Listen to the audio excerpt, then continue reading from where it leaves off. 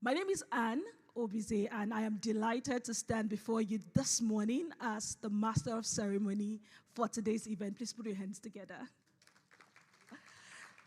All right, so to officially kick off this event, I want us to please be upstanding as we take the national prayer to officially honor our country, Nigeria, and start today's event. Thank you.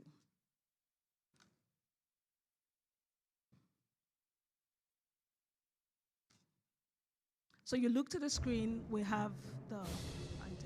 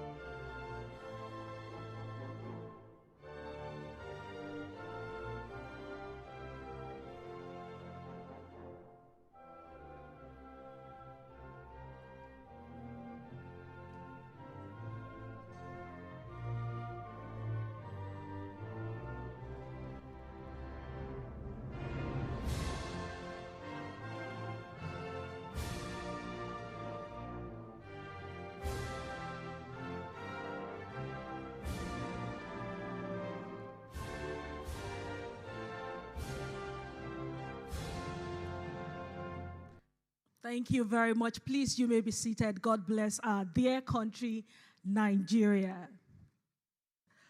Okay, so you may, I want you all to know that to get the full agenda for today's event, please scan the barcode. There's a code attached to your tag. Scan it, and you would see the whole agenda for today. Okay, we can quickly turn our phones and then scan. Then you find the agenda for today. So I would like to recognize the presence of our distinguished guest.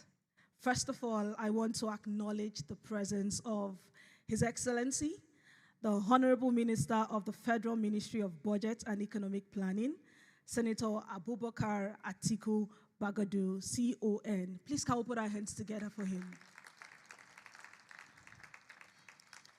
I also want to recognize the presence of His Excellency, the Honorable Minister of the Federal Ministry of Agriculture, Food and Security, Senator Abubakar Abakari, who is ably represented. I just got the notice that they are still on the way coming.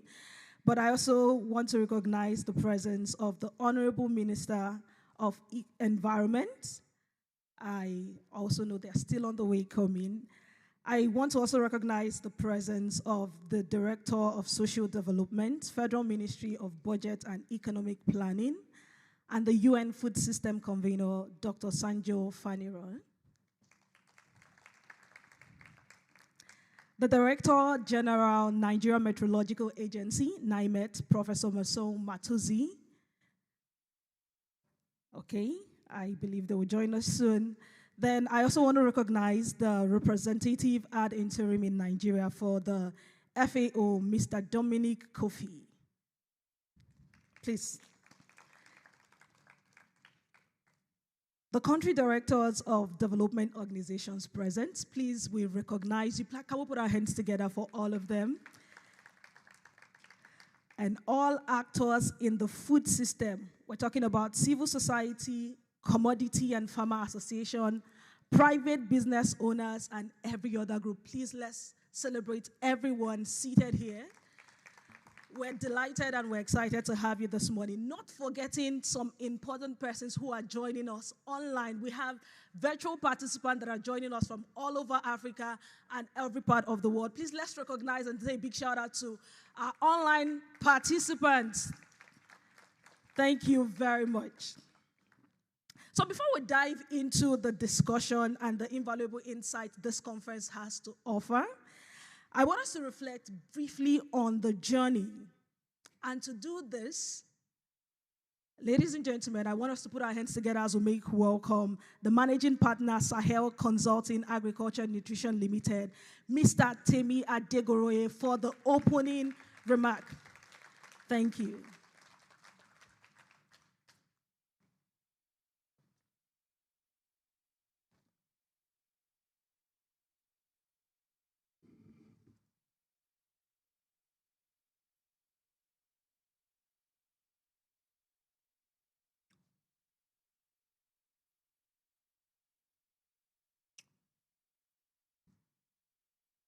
The Honorable Minister, Federal Minister of Budget and Economic Planning, Senator Abubakar Atiku Bagudu, the Honorable Minister, Federal Ministry of Agriculture and Food Security, Dr. Abubakar Habakeri, ably represented today by the Permanent Secretary of the Federal Ministry of Agriculture, also who is currently on his way, the Honorable Minister of the Federal Ministry of Environment, ably represented by the Director General, CEO of the National Biosafety Management Agency, Dr. Mrs. Agnes Asagra, who is also currently on our way here. The Director of Social Development, Federal Ministry of Budget and Economic Planning, and the UN Food Systems Convener in Nigeria, Dr. Sanjo Faniron. The Director General of the Nigeria Meteorological Agency, NIMET, Professor Mansour Matazu. The FAO representative ad interim in Nigeria, Mr. Dominic Kofi Koko. The Executive Director of the Nigerian Stock Products Institute, Professor Latif Sani. The Country Director of GIZ in Nigeria, Dr. Marcus Wagner. All country directors of development organizations and donor agencies here present, and all actors in the food system. I say good morning to you all and welcome to this conference. Ladies and gentlemen, I extend my warm greetings and a good morning to you all once again. It is with immense pleasure that I welcome you to the 2023 Sahel Food Systems Changemakers Conference. I would like to express my heartfelt gratitude to each one of you for sparing your valuable time from your very busy schedules to be with us today. It is indeed a delight to see familiar faces, our partners, thought leaders, experts, and champions of the Nigerian food systems gathered in this room. Your presence is greatly appreciated. I wish to extend special thanks to our esteemed partners who have joined forces with us to organize this vital and timely conference. I want to acknowledge the Federal Ministry of Agriculture and Food Security. I want to acknowledge the Federal Ministry of Budget and Economic Planning, the Federal Ministry of Environment, the Bill and Melinda Gates Foundation, the Global Alliance for Improved Nutrition, SMV. I want to appreciate GIZ. I want to appreciate IFA International and the Syngenta Foundation for Sustainable Agriculture for your valuable collaboration and sponsorship. I also want to appreciate the collaboration of our technical partners, the Federal Ministry, or the other Federal Ministry, particularly the Federal Ministry of Industry, Trade and Investment, NIMET, the USAID, FAO, IFDC, ICRISAT, IITA. You are all present here today and you've been providing technical support. We really appreciate you. At Sahel Consulting, our commitment is firmly rooted in transforming the agriculture and nutrition landscape. We drive this commitment through collaborative efforts with various stakeholders, including government agencies and international development organizations. Our approach encompasses extensive market research across key value chains, policy engagements, strategic advisory, and the implementation of innovative ecosystem solutions, programs, and business models. We firmly believe that the development actors and the private sector play vital roles in driving growth within the agriculture and nutrition landscapes. And we support key actors with the tools and what is required to succeed.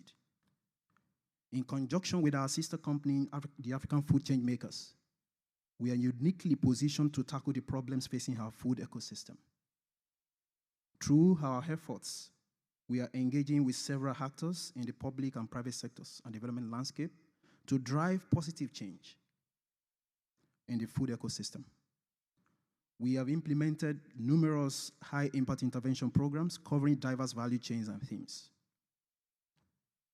These initiatives are targeted at addressing several complex issues in the agricultural sector.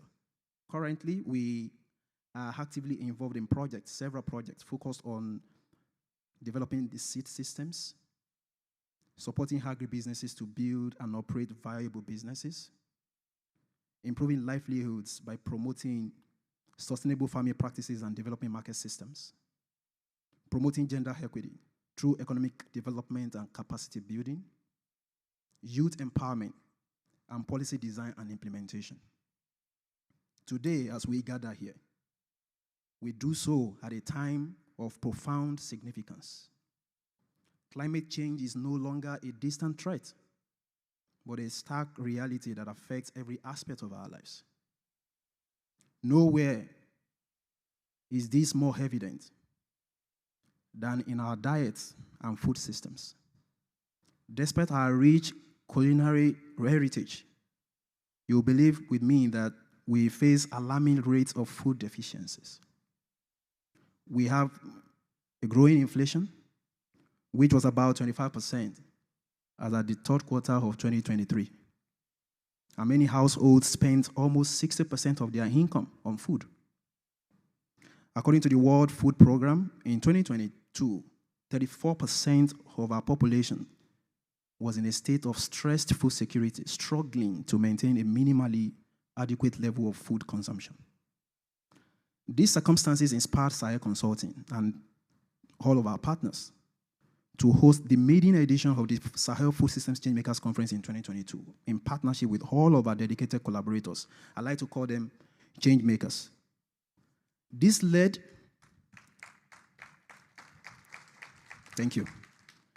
to the development of a clear roadmap for multi-sector collaboration and immediate responses to gaps identified.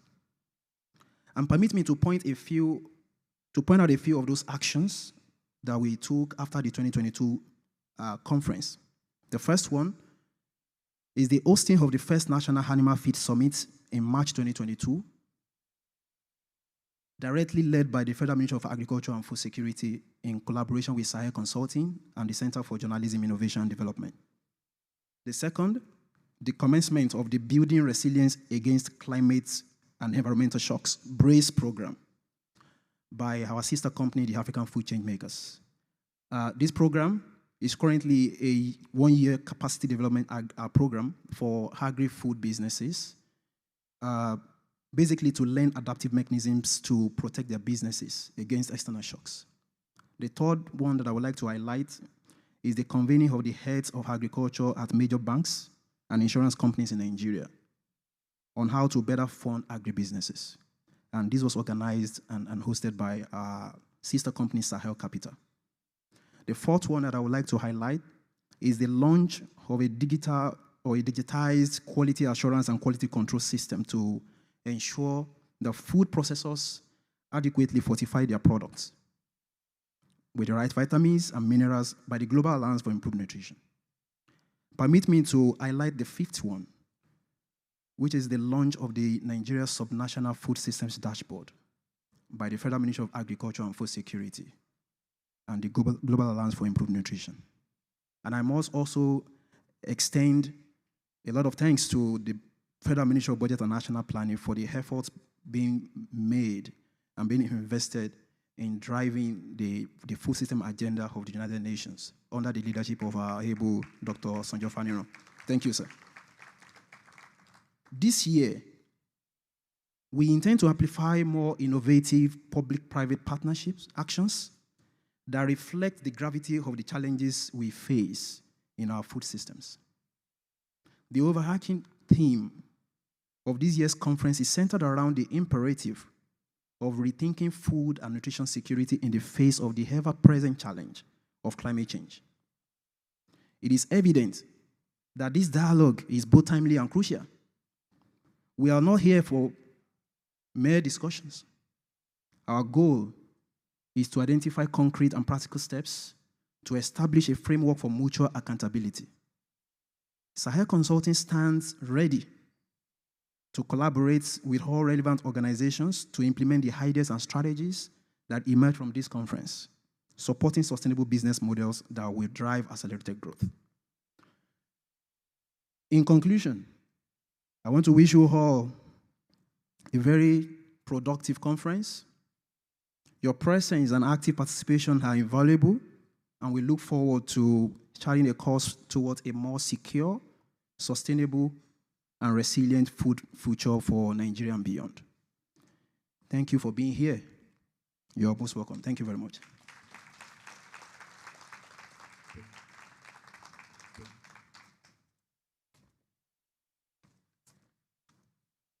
Ladies and gentlemen, can we put our hands together one more time for the managing partner, Sahel Consulting? Okay, you can see that there's a lot we've achieved from last year's conference.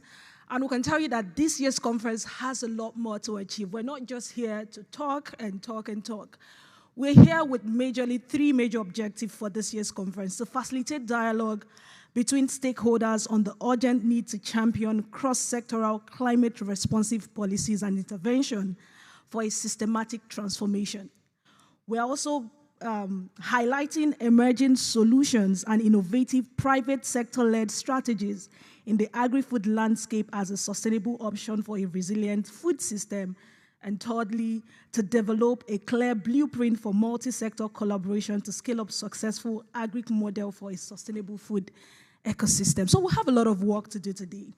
And we're going to be moving to the next very important agenda, where we'll be taking goodwill messages and also the ministerial address. But I want to recognize the presence of the Honorable Minister, Industry, Trade and Investment, who is ably represented by Mr. Dafang I. Sule, Director for Federal Produce Inspection Service Department. Please, let's put our hands together. You're welcome, sir. We want to take our goodwill messages and also the ministerial address. We're very excited to have our distinguished minister who is here with us.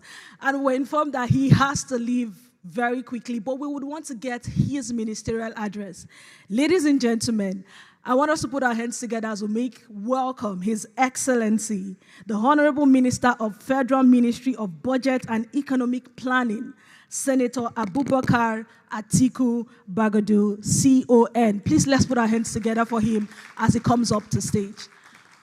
We can keep clapping till he gets here. Thank you.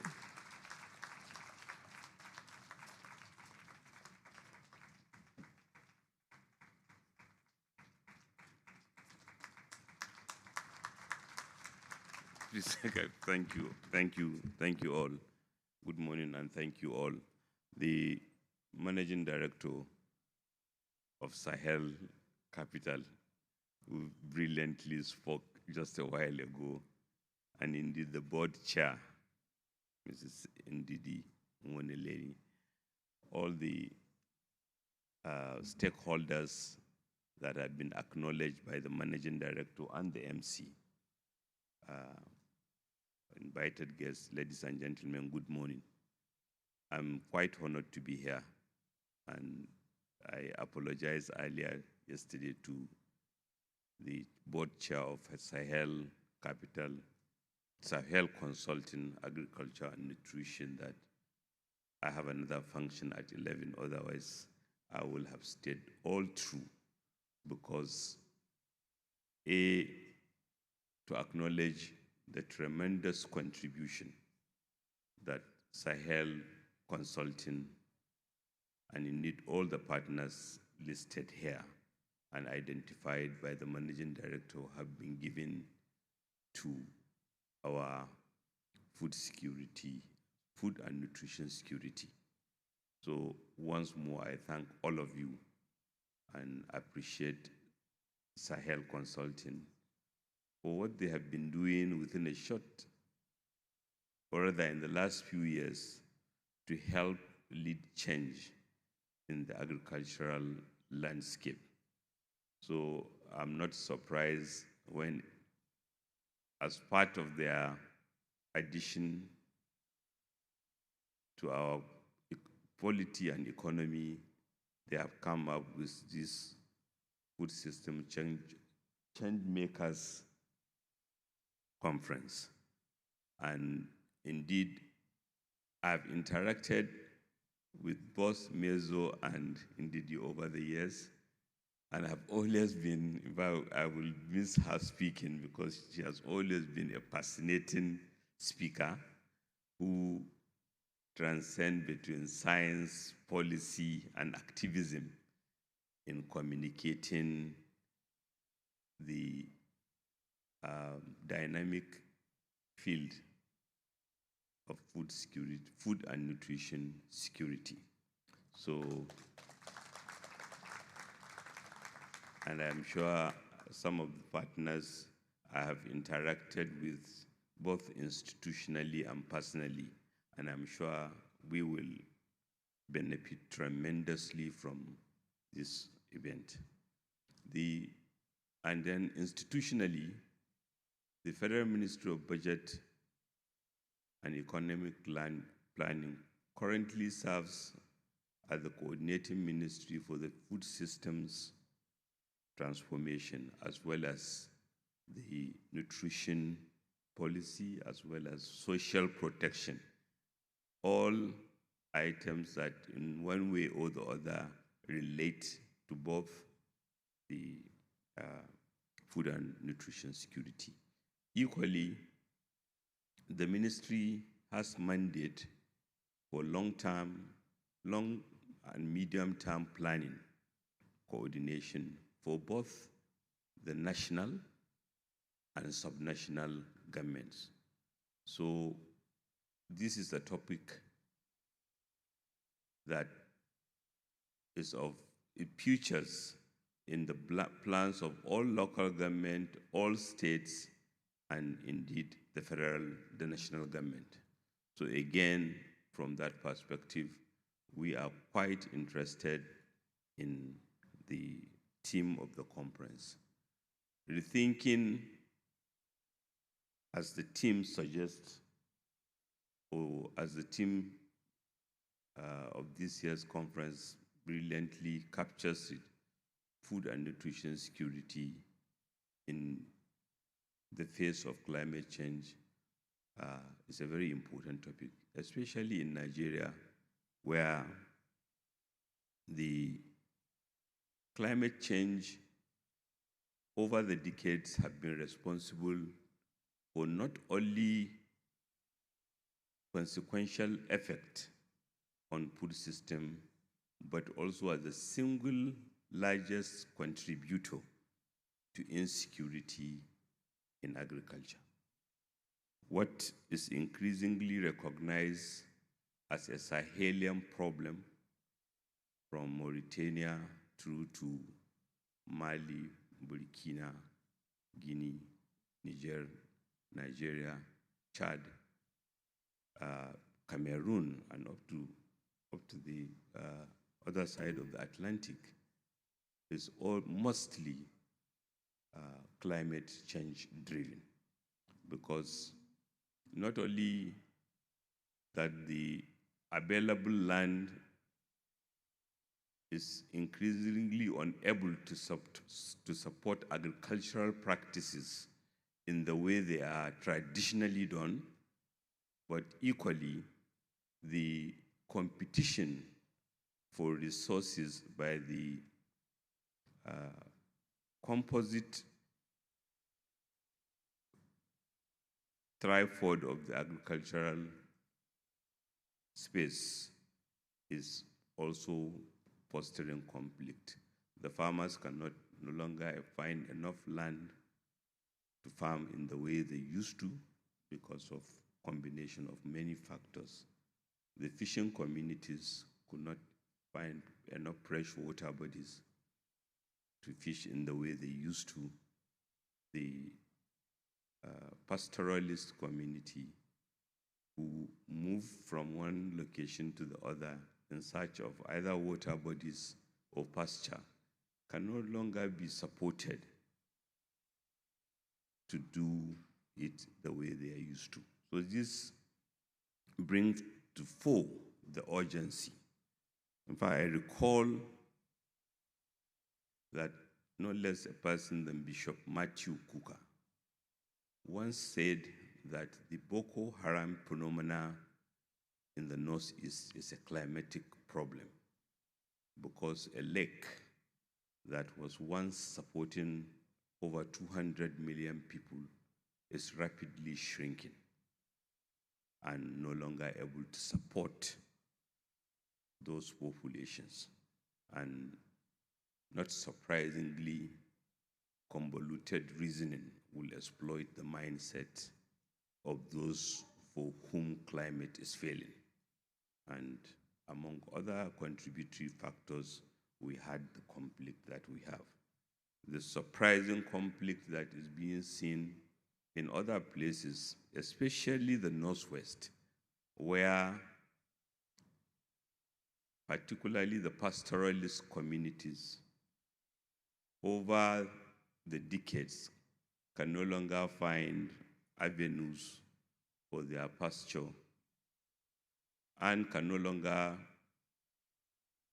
move around as they used to, again, has been a contributory factor to conflict in both Northeast, Northwest, and even parts of Southwest and Southeast. So climate change is real, and we need not to be reminded that if we don't do something, it will affect us. Even the other places, the South-South zone, which we consider literally the most prosperous in terms of water bodies, in terms of hydrocarbon, the consequences of climate change in food production and nutrition are easily felt. Ijo communities, I have an Ijo, I once served in the Senate with an Ijo friend, and he told me that growing up as a young person, the pride of an Ijo boy is to run to the river before the yam his mother is cooking finished boiling, so that he can catch a fish that will provide us the protein for the food. But that is no longer so. Water hyacinth has taken over those freshwater bodies, and we have to evolve sustainable and climate-resilient forms of livelihood support, and so on and so forth. And this is across Nigeria. Each of the 36 states and FCT is affected, as well as within the region and equally within the continent, as much as it is within the world. But luckily, there are practices, both scientific and sociological, that have been tested or are being researched into, are being evolved daily to help us deal with these changes and ensure that not only that we are able to produce the food that we require, that it will be more nutritious, especially in a country like ours where, again, even aside the food challenge, there's a big issue with gray matter underinvestment, i.e. that nutrition is a big issue affecting a significant side of the population. So conferences like this, organized to exchange ideas, to interrogate what we have been doing so that we do better where we are doing well, and to also see what we can do completely differently, I think is not only imaginative and commendable, but we have to be grateful to all of you and to assure you that we will take, as we do always, the proceedings quite seriously. Agriculture is science, and to have the opportunity for people who have experience both within Nigeria and cross-cutting, whether it is in farming, seed systems, animal feed system, dairy, fisheries, is an opportunity that we will take serious. And I once more congratulate and thank all of you and assure you that we are honored. I am honored to be invited, and I will be looking forward to whatever recommendations will come from this conference, which I believe will help us in doing better. Thank you very much for inviting.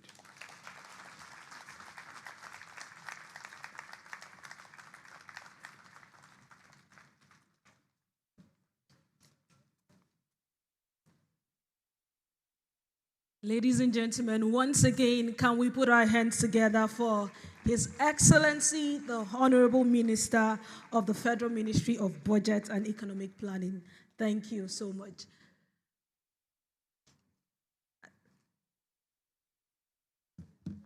So we're going to take a group photograph. The dignitaries will take a group photograph with the Honorable Minister. Like we mentioned, we're delighted to have your presence here. He will be leaving shortly for another engagement. So, and it surely shows that, thank you for honoring this invitation. So we'll take a quick photograph with the Honorable Minister.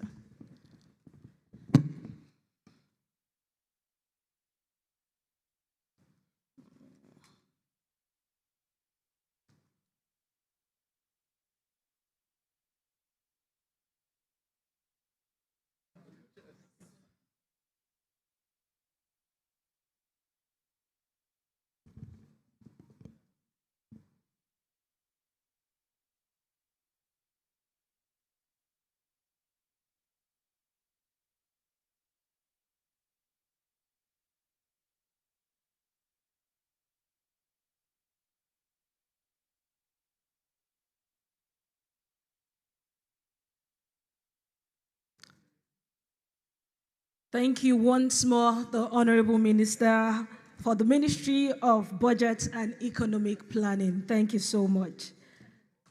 All right, ladies and gentlemen, it is still the 2023 Sahel Food System Changemakers Conference, and we're gathered under a very critical theme, rethinking food and nutrition security in the face of climate change. And we're looking at how to scale innovations and drive urgent public-private partnership actions. We have a lot more still in store for you. And we'll be taking the goodwill messages right now.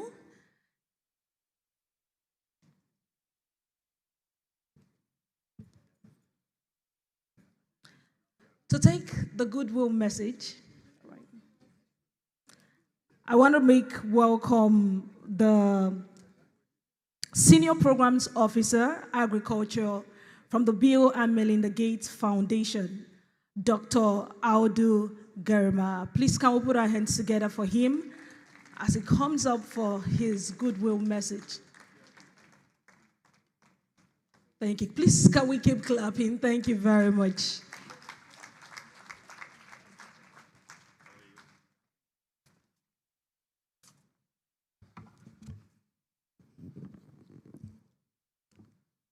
Distinguished ladies and gentlemen, participants, I bring seasonal greetings and felicitations of goodwill from Bill and Melinda Gates Foundation. I'm here to make some few opening remarks and have a listen to the minister spoke so eloquently and rose a lot of issues to the surface around climate change impact on our livelihoods. It creates a very interesting scenario, a very hard act to follow, I would say, but I thought he really captured the theme of this conference and the promise so very well. I'm not going to make a long speech. I just want to highlight some innovative things that I thought Sahel Recording in progress. has brought to the table. Number one, I would like us to acknowledge their sheer convening power. There are very few private sector entities that can draw such an audience, an admirable mix of policymakers, industry leaders, development partners, and other scientists, all in one room annually to discuss topical issues that affect everybody's livelihood. So I really think this is a huge landmark that Sahel possesses, the key critical relationships it has, and I think we need to applaud that. The second is even the subject matter. I think the creation of very innovative think pieces and topics that can offer analytical opportunity and hopefully even inform generational policy advisory to the government is something we also will have to come to admire. I think the choice of the topic and the last year's topic was also as profound as this one. And I think it really creates an opportunity for a safe space for everybody to air his views and also generate ideas that can inform how our government and development partners can take the development agenda matter-of-factly to progressive ends. And lastly, I thought the planning analytical consistency that Sahel offers, I know this is early days, this is just 2 years, but we think already we can see the promise of really bringing this emerging theme of climate change-induced threats to livelihoods on the top agenda. And every time we come to this conference, it gives you a sense of urgency, and I hope this urgency will translate to rethinking development planning wherever you might be it in government or a donor agency or even the private sector. So I think this is probably the most underemphasized attribute of this particular farm that I would like to amplify.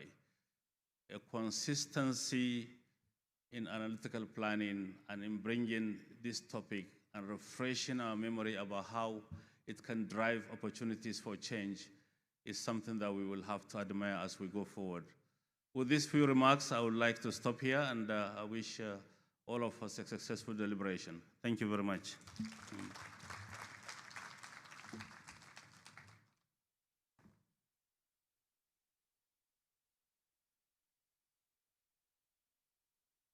Ladies and gentlemen, let's put our hands together once more for Dr. Audu Germa.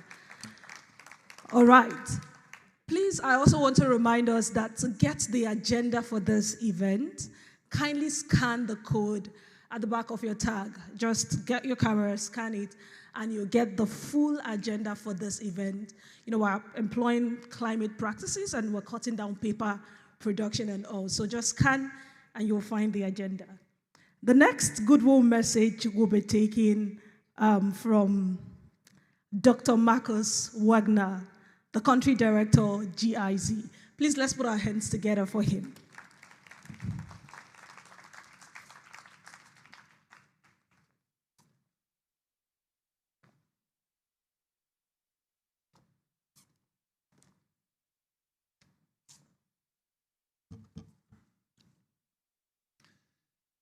Honorable representatives of the federal government, esteemed representatives of the Sahel Group, excellencies, heads of international missions and agencies, distinguished ladies and gentlemen, good morning.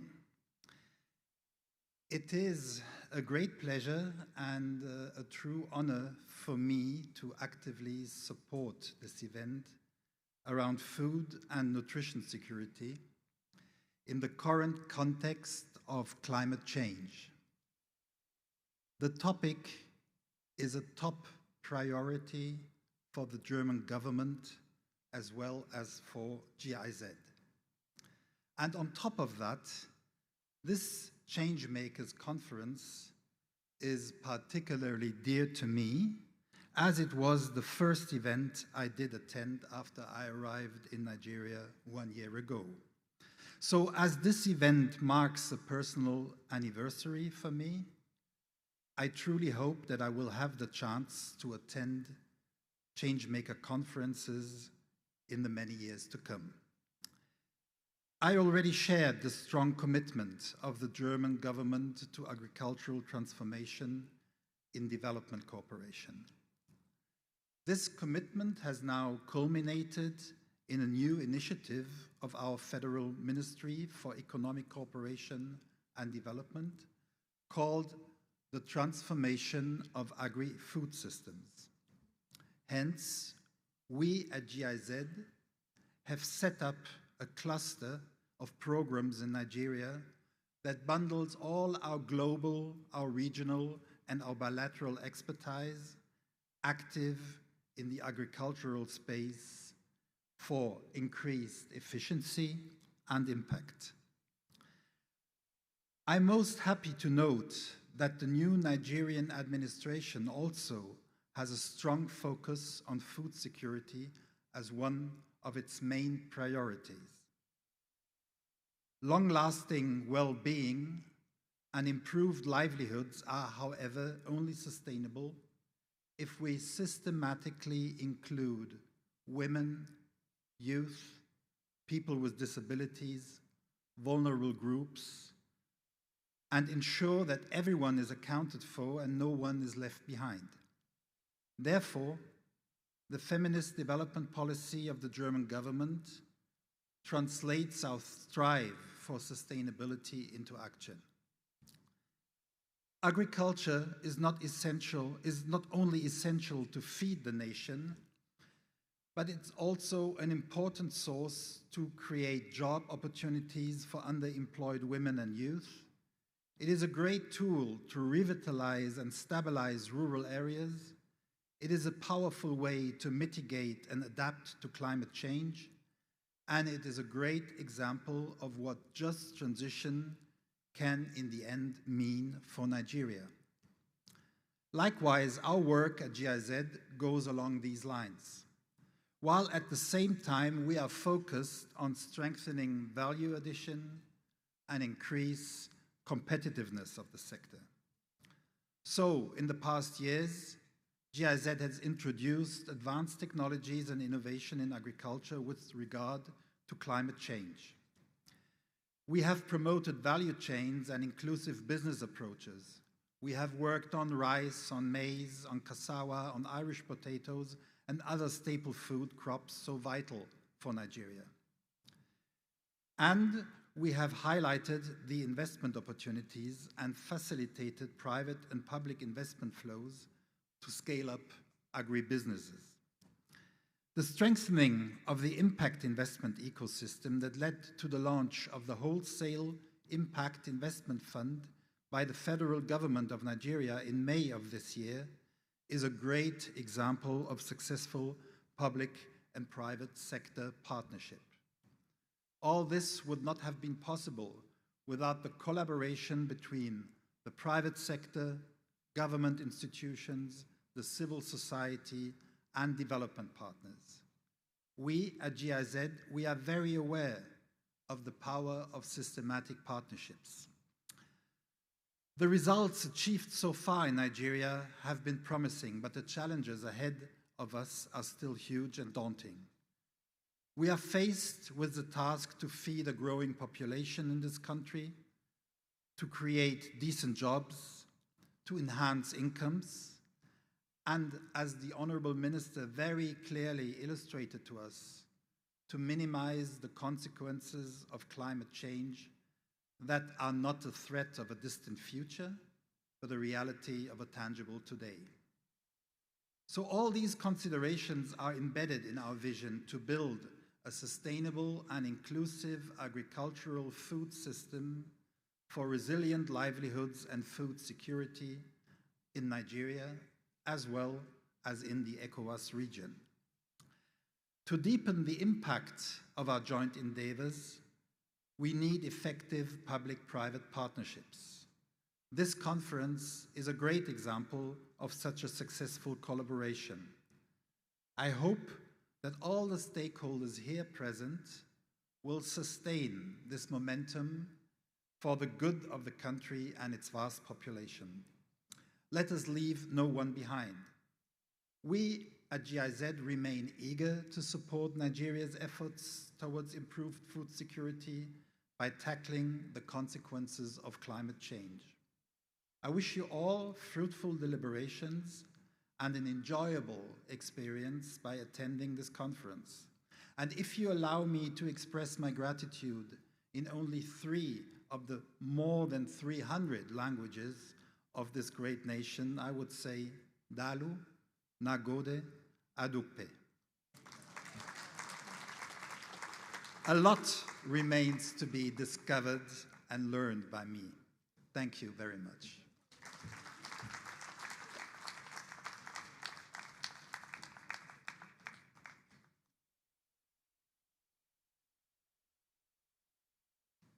Ladies and gentlemen, can we once again put our hands together for Dr. Marcus? We also want to say Dalu Nagode to you. Thank you very much. We have one more goodwill message, and we want to invite from the Feed the Future team lead, USAID, Miss Jasmine Ohanyere. Can we put our hands together, please, for her?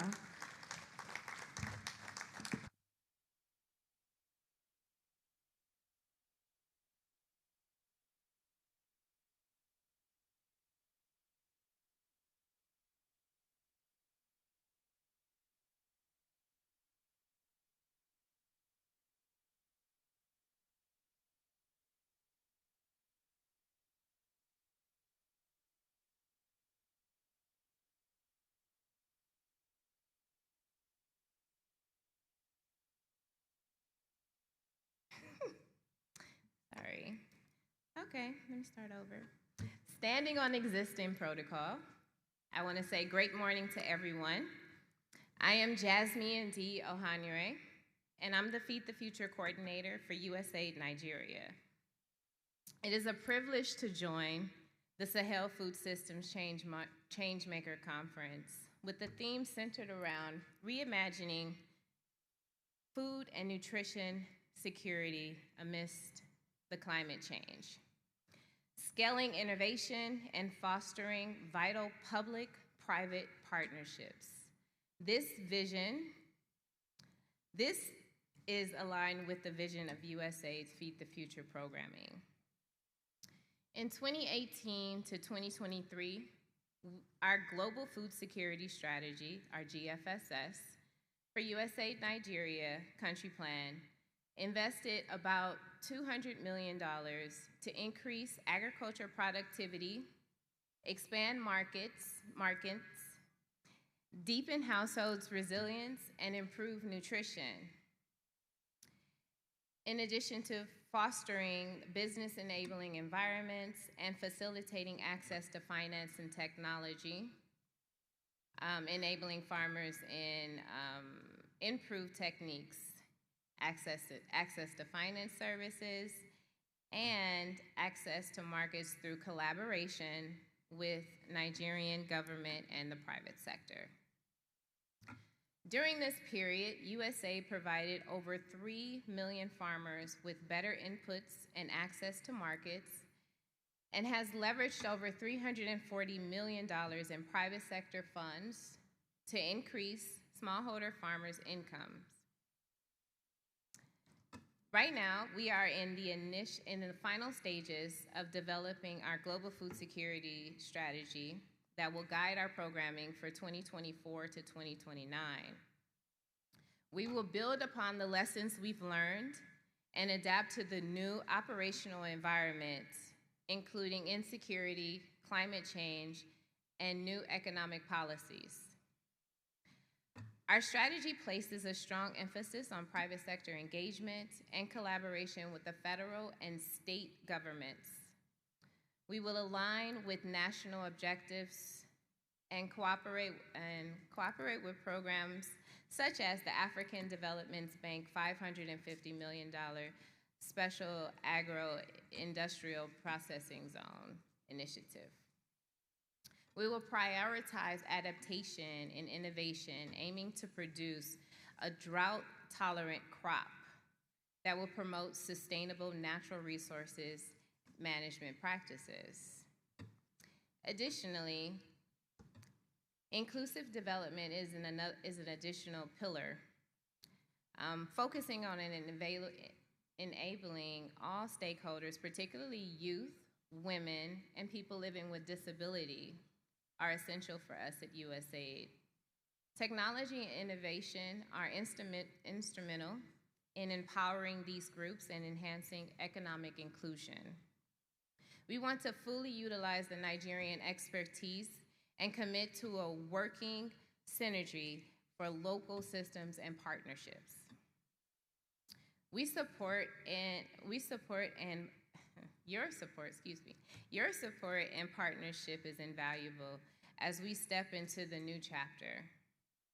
Thank you, Sahel Consulting, for organizing this important discussion. We look forward to listening and learning about reimagining food security and nutrition for a new operating climate. Thank you so much.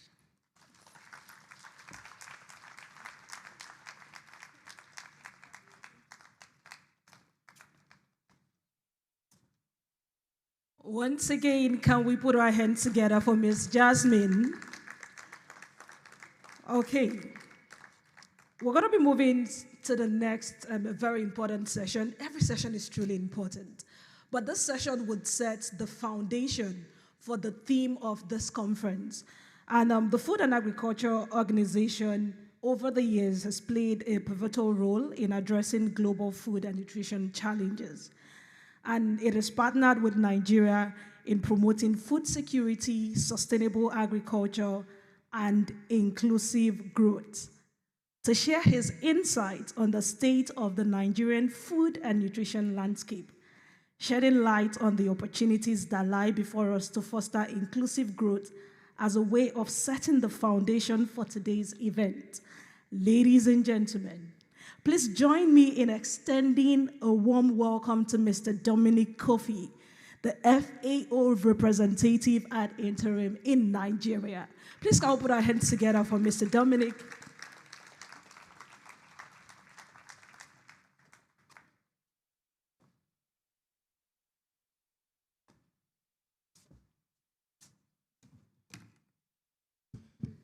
Thank you so much for these nice presentations.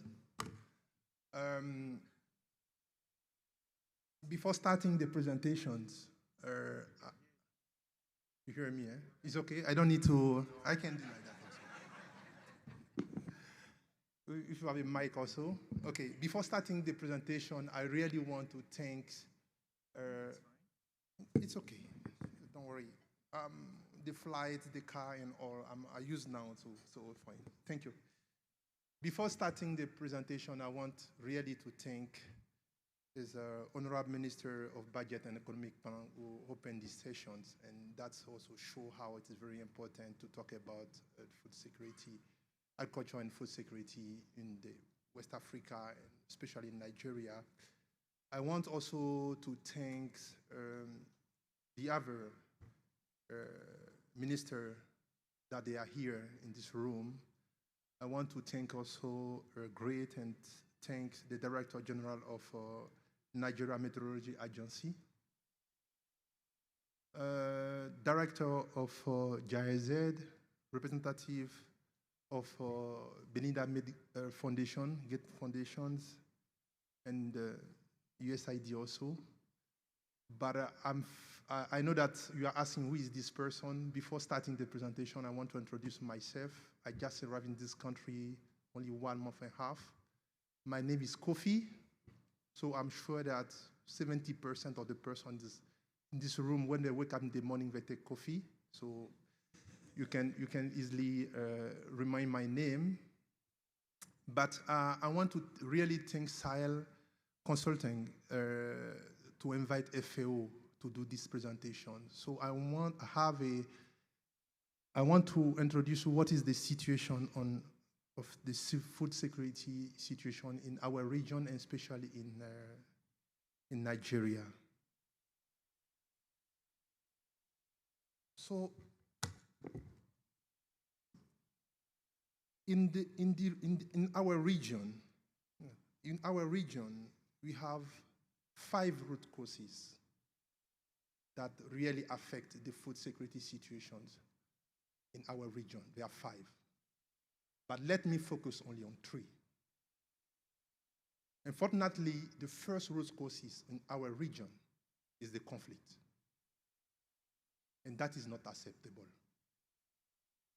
Myself, in 2015, I was in Niger I came to differ this place. Myself, I was here in Nigeria in November 2015.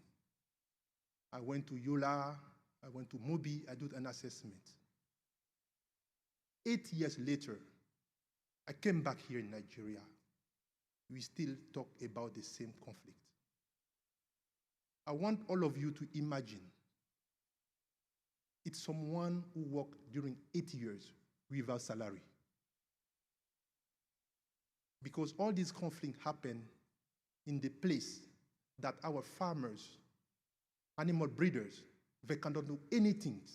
It means that you wake up in the morning, you go, you work, you come back every month during 8 years without salary. And that cannot continue. In this region, we have two key areas, Lac Chad and Liptako Gourma.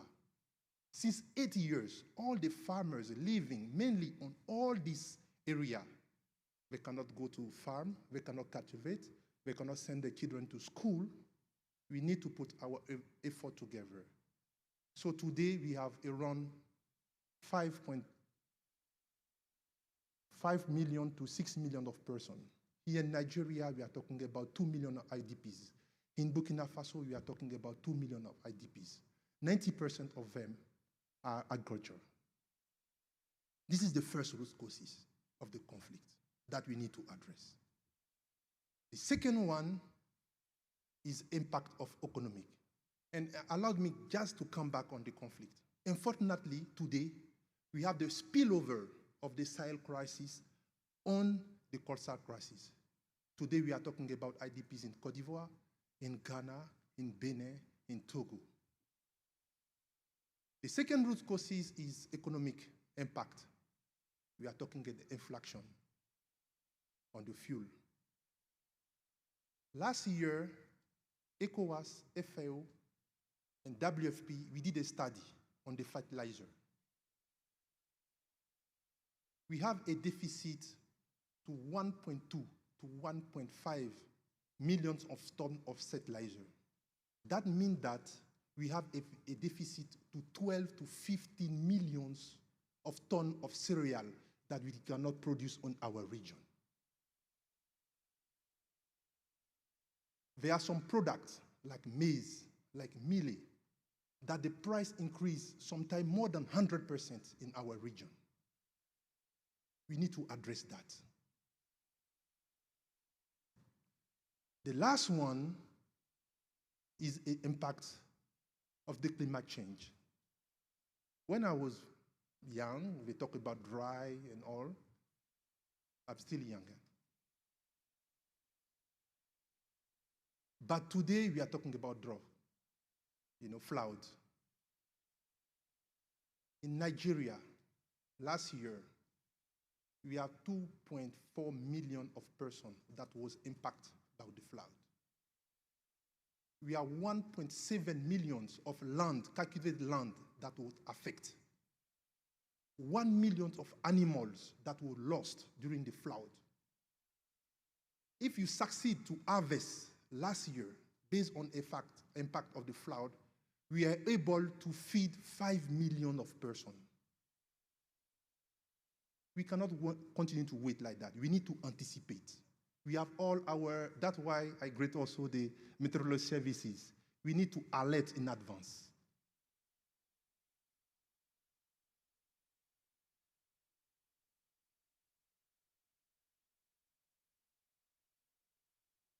So, based on these three root causes, in the entire region of West Africa and Sahel, we have 45 million of persons under food insecurity and malnutrition, based on the result of the cadre harmonisé. In Nigeria, unfortunately, we have 24 million of persons under food insecurity that we need to address on an emergency manner in terms of crisis. But, I want to say but, we have 64 million under stress that no one talk about them. We are all focused on the person in emergency. But if you don't do nothing for the 64 million, they will come and add on the person that were in the crisis.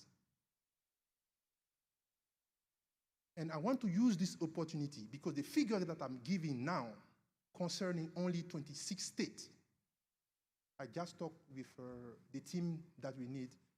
In Nigeria, we need to do the analysis on the entire country to give to the decision maker a real figure to allow them to take a decision. Because these figures cannot continue.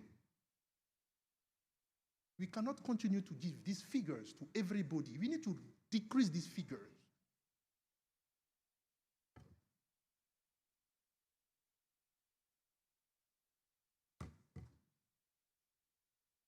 This slide to say we are all focused on the Northeast, but we need to be careful.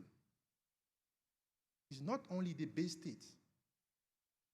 This is the 10 states that they are suffering among the entire countries. Today, of course, we have the best state, but we are also the Northwest, the Plateau, and the North Central that they are also affecting during the 10 first that we are affecting from the food insecurity. The same thing, how you can see here, in 2021, we are all focusing regarding the assistance that we are bringing in the Northwest, the number decreased. But when you compare the Northwest and the Northeast, we can realize that today,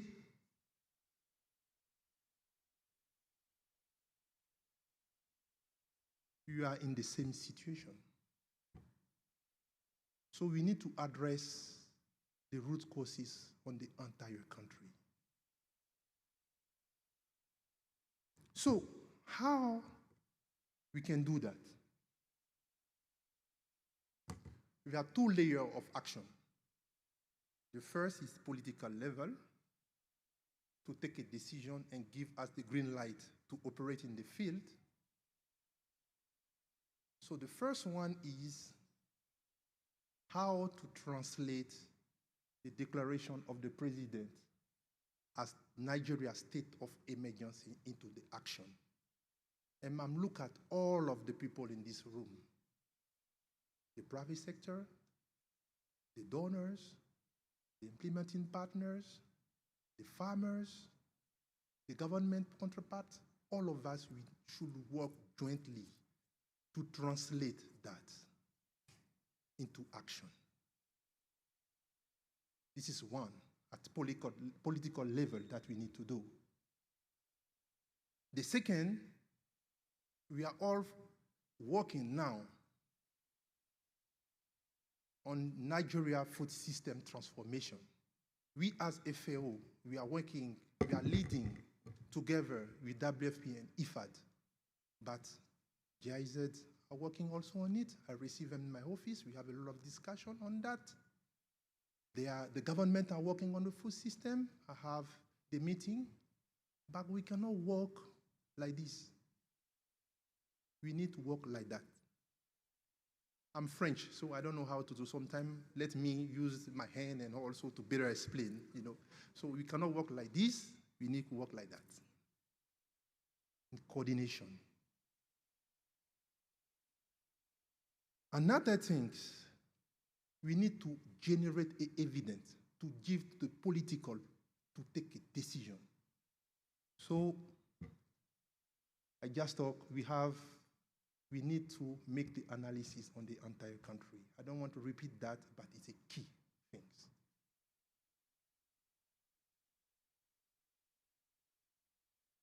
We need to strengthen the implementation on our program, not project, but program. We have 5 years vision. We work 1 year, we sit down, we do the monitoring and evaluation of our result. We readjust it. We work again. I work project by project, small project, targeting 10 person here, 5 person here. At the end of the day, nothing. We need to strengthen our program and implementations in the entire country. Share the information. Have a strong coordination in where this direction that we should go. So after finalize all the political discussion, now let's go in the field to support. To go in the field, we as FAO, we work around 4 betters. Better production, to boost the production in the countries. Better nutrition, better environment, and better life. But all these 4 betters, leaving no one behind. Targeting the vulnerable people, but also supporting the person that they are able to produce, to bring the vulnerable people outside of the social environment is what we need to do. So we are building our strategy on these 4 pillars. Resilience, have a nexus approach, HDP nexus. When we are working on the humanitarian side, at the same time, the development should come very close, but we should include also the building. Why? Because the first root causes of the conflict on our region is what? You don't reply to me. It's the conflict. I'm not a good teacher, I'm sorry. So based on these 4, we need to strengthen our action in the field to better support the people. So let me make it short because they give me only 10 minutes, I think, and then she look at me. So that is it. I want to thank you, all of you, and I wish you good meeting. Thank you.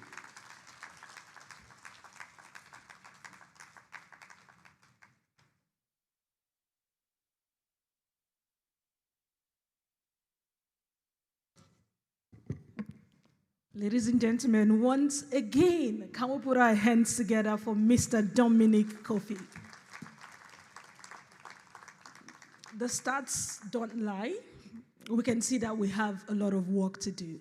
I want us to look at the banner just at the center. There's something written on it. Can we take it together? That's the theme for this conference. Can we take it together? 1, 2, go. Rethinking food and nutrition security in the face of climate change, scaling innovations, and driving urgent public-private partnership action. That is why we are here. And what Mr. Dominic has done is it's more like, lay the foundation. These are the challenges.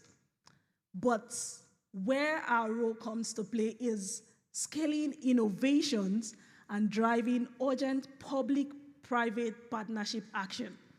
And he talked about political involvement. He said we don't need to work in silos. We need to work together. And the next segment would touch towards the public sector. Let's hear from the public sector.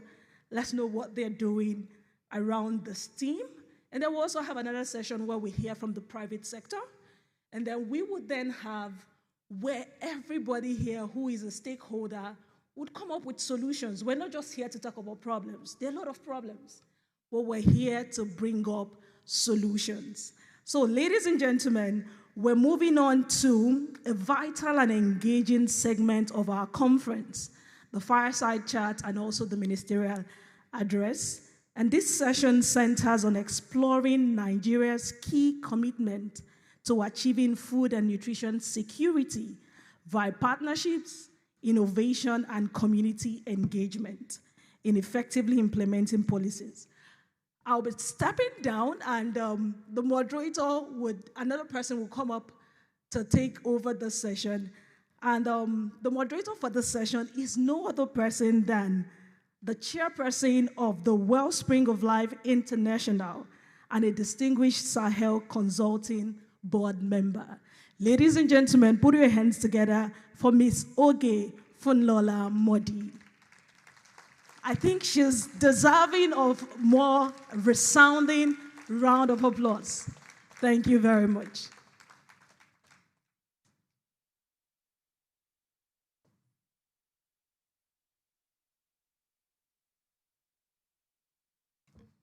So good morning, everyone, and welcome again to the conference.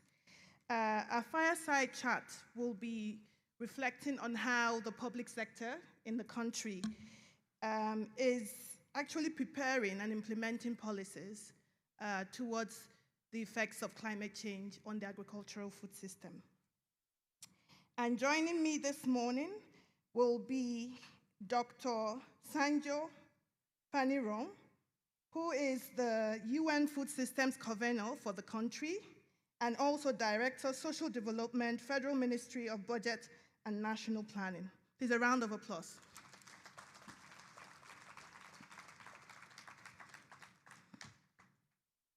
Doctor, you can just have a seat. Yes, fantastic. Thank you. And the second person also in the fireside chat will be Professor Mansour Matazu, which is the director, he's the Director General, NIMET. I should wear my glasses, I think I'm. Thank you very much.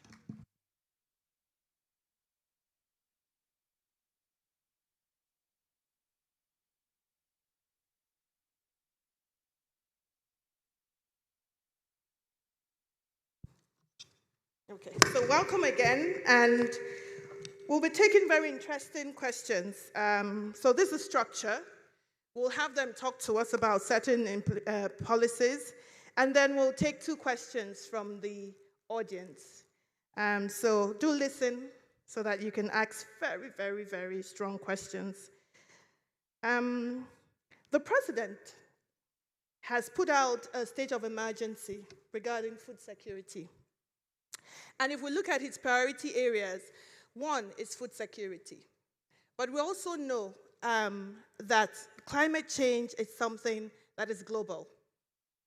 The FAO representative has talked about 24 million Nigerians facing food insecurity, with 64 more facing stress.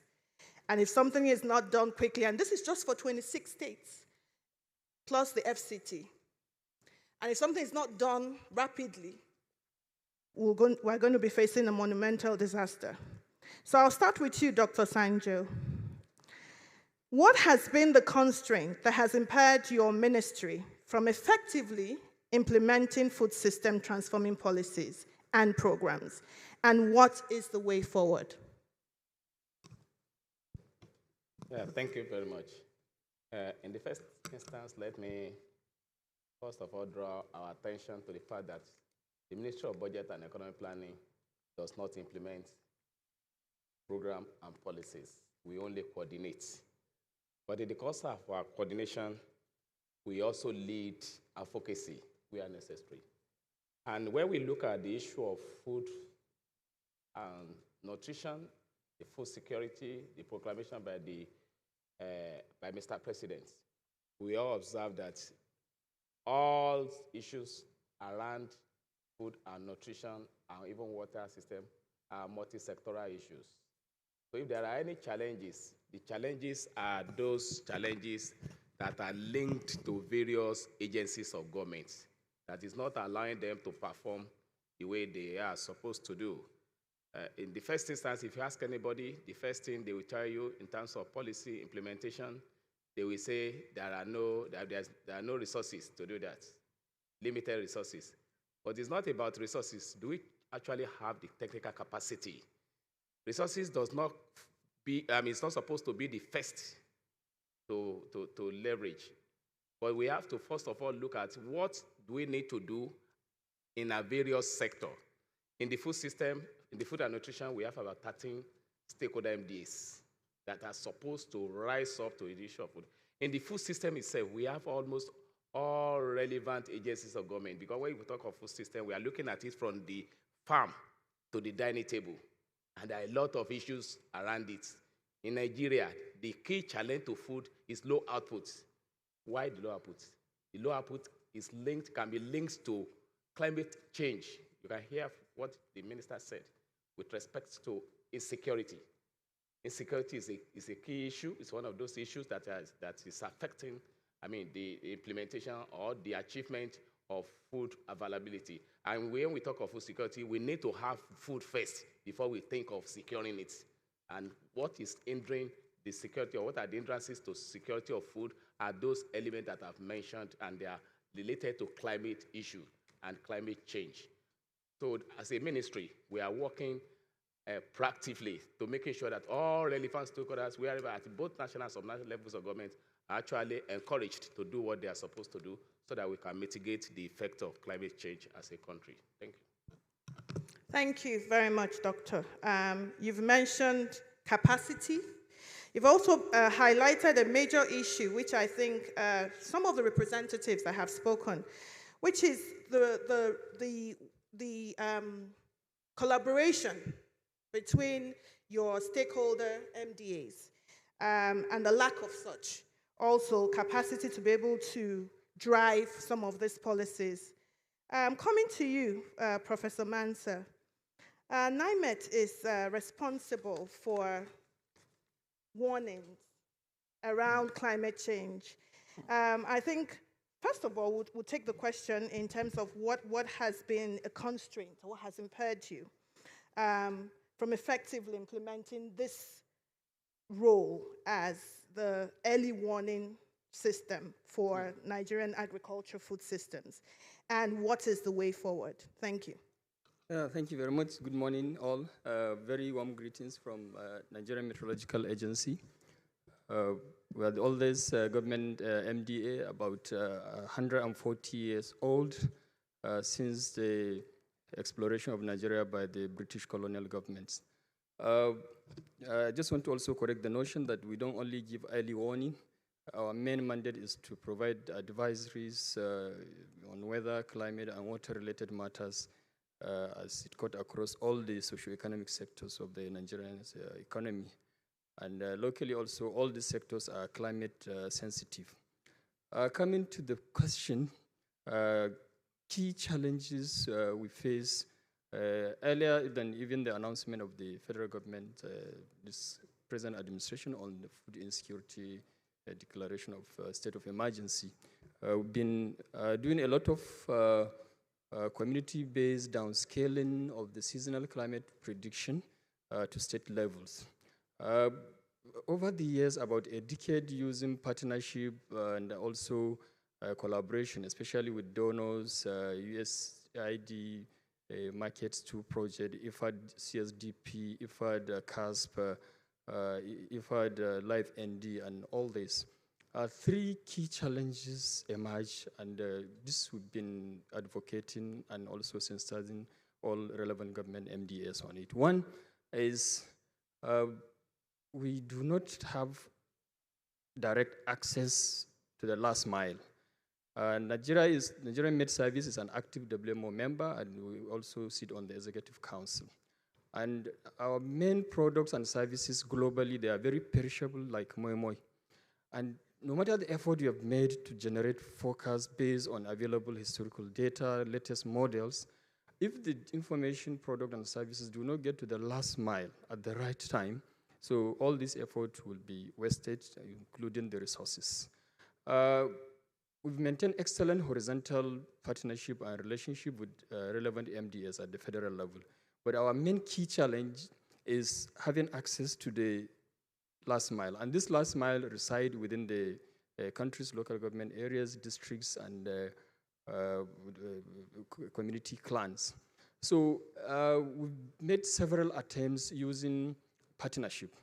And the limitation to partnership is if you partner with IFAD CAPS, we've covered about 7 Sahelan frontline states, but you only be limited to those target communities. We used to mention that the critical entry point to any state is the state government. And if you don't get the buy-in of the state governors to now accept and integrate this service of weather service that we have built over the years, that if you just simply uptake simple onset, cessation, length of season, total rainfall amount, and end of the growing season, a farmer stands to benefit about 30 to 35% increase in yield, and more than 90% reduction in climate risks based on their agriculture. So the second challenge we've also been experiencing is the issue of technology. Nigeria is very vast, over about 1 million kilometers square, and with a very vast and dense populations. So you need digital technology access, flexibility, accessibility to reach to those users. On our own, we've developed an app. I'm presently now on real time. Any of us can download NIMED Weather app. You will have information across all the 774 local government areas, onset, cessation, length of season, total rainfall amount, and we are working also to build in farmers' guide in form of crop calendar in the app. But how many people have access to internet? These farmers that are based, the peasant farmers, small-scale farmers. So technology, leveraging on existing technology, and we're lucky in Nigeria, we love handsets, but access to this information through this. We have the app, we have the information, but you need capital, you need collaboration with the service providers. Nigeria Communication Commission, for over 4 or 5 years, we've been trying, even if it is through SSD code. We've made an attempt on pilot scheme in Katsina and many other states. But we need to have this integrated into a national system by the federal governments. And the third, but not the least also among them, is the ability by this, based on experience, by these farmers to now accept that simple integration of weather and climate information will guarantee more yield, will guarantee also improve livelihood to them. And to get this, you need to have well-established agri-extension workers at the community level. This we've seen under this partnership with USAID Markets too. James is here. We've been in the field for him for several years. Simple information we give to agri-extension on weather and climate as a component of the extension agent brochure for them. When we monitor them in the field, they perform better than all our even agroclimatologists because they got the skills to relay this information. So, but we don't have all this readily available, at least in all the local government areas. And we've seen in the agri-extension package, so the only missing link is the weather and climate information. And we have this information. So if we really can target these 3 challenges at the both horizontal and vertical layer, I can tell you for NIMED, we have readily available products and services, and we are also ready to do more. We've partnered with Agra Project in Kaduna State, and it has really given us a good courage to do more in agriculture. And maybe during the second or third layer, I will share some of these products. They're also available on our website for access. Thank you very much.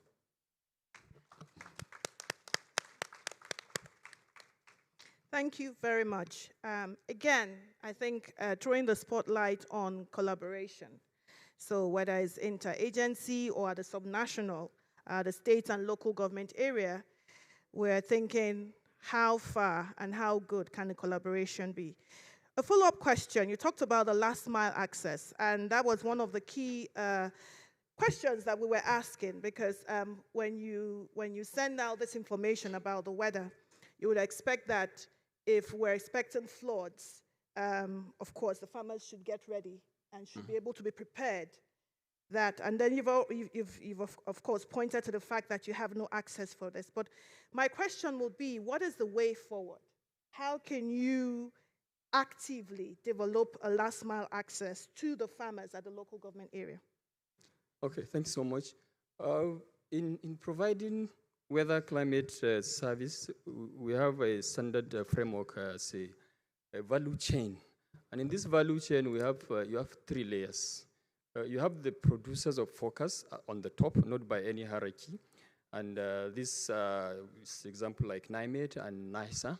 And then you have the second layer, the enablers, the enabling MDAs. So like this, we can see Federal Ministry of Agriculture, FAO, the CSO, NGOs, and all other relevant MDAs.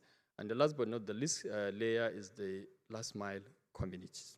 So the main problem here is to have a well-designed implementing framework on, there's what we call National Framework on Climate Services. Unfortunately, NIMED spearheaded this since 2012, and we are yet to get it approved at the federal level. So with this, you have all the stakeholders in one umbrella, whereby our own is to produce the forecast, and we don't produce this forecast as scientists. We do what is called co-generations. So earlier, we normally invite relevant stakeholders, especially the agri-food security sector, to now share with them the science, the simple maps, the simple information, and ask them, how will that impact your activities? And based on their advisories, we now develop what is called sectoral advisories in all the sectors.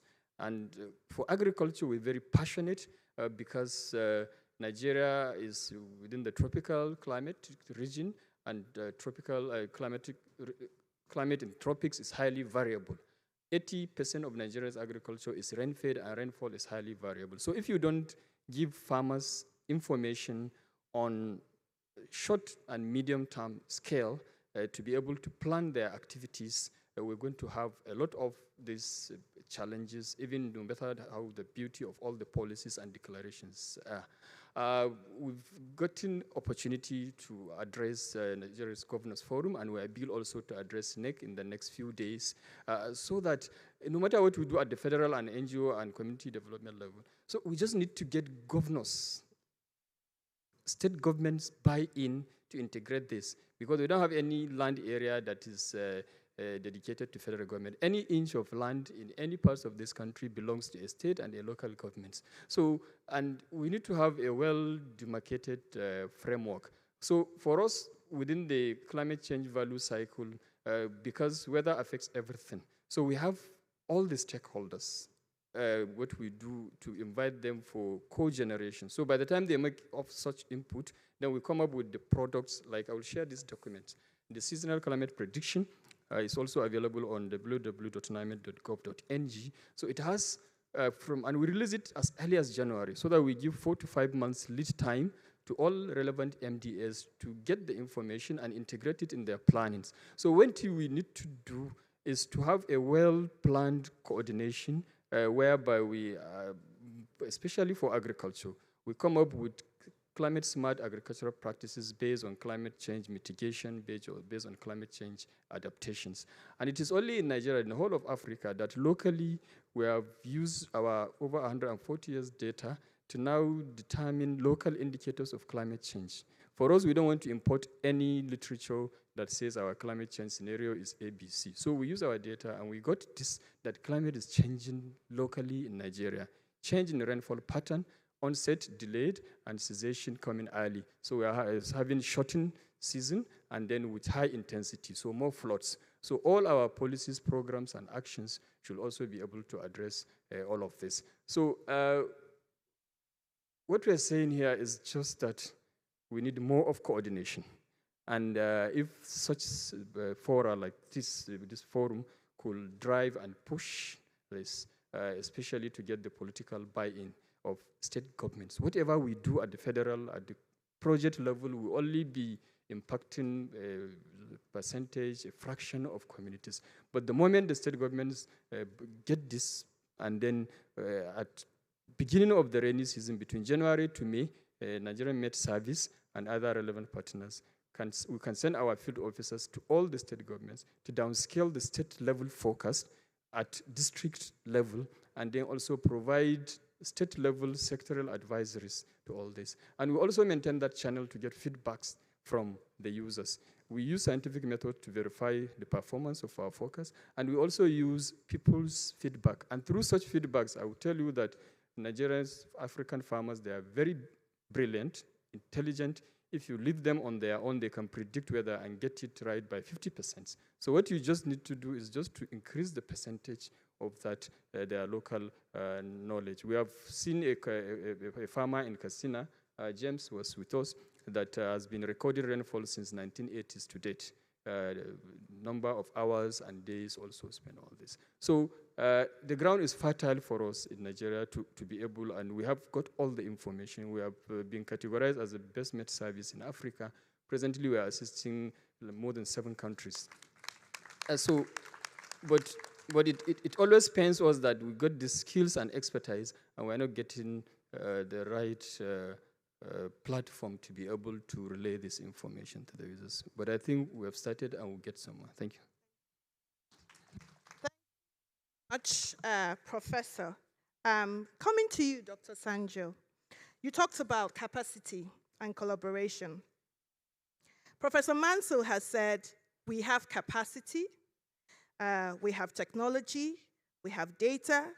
We have even transcribed that data to the 3 languages. I'm saying that he has the 3 languages here, down to how farmers can be advised and to improve production and to be resilient in the face of climate change. Can you give us your comment on how what he has done as an agency can add to the sort of work you're doing as the UN Food Systems Convener? Yeah, thank you very much. I just want to say that in the course of our implementation and the collaboration arrangement, NIMET has also been part of us in the implementation arrangement.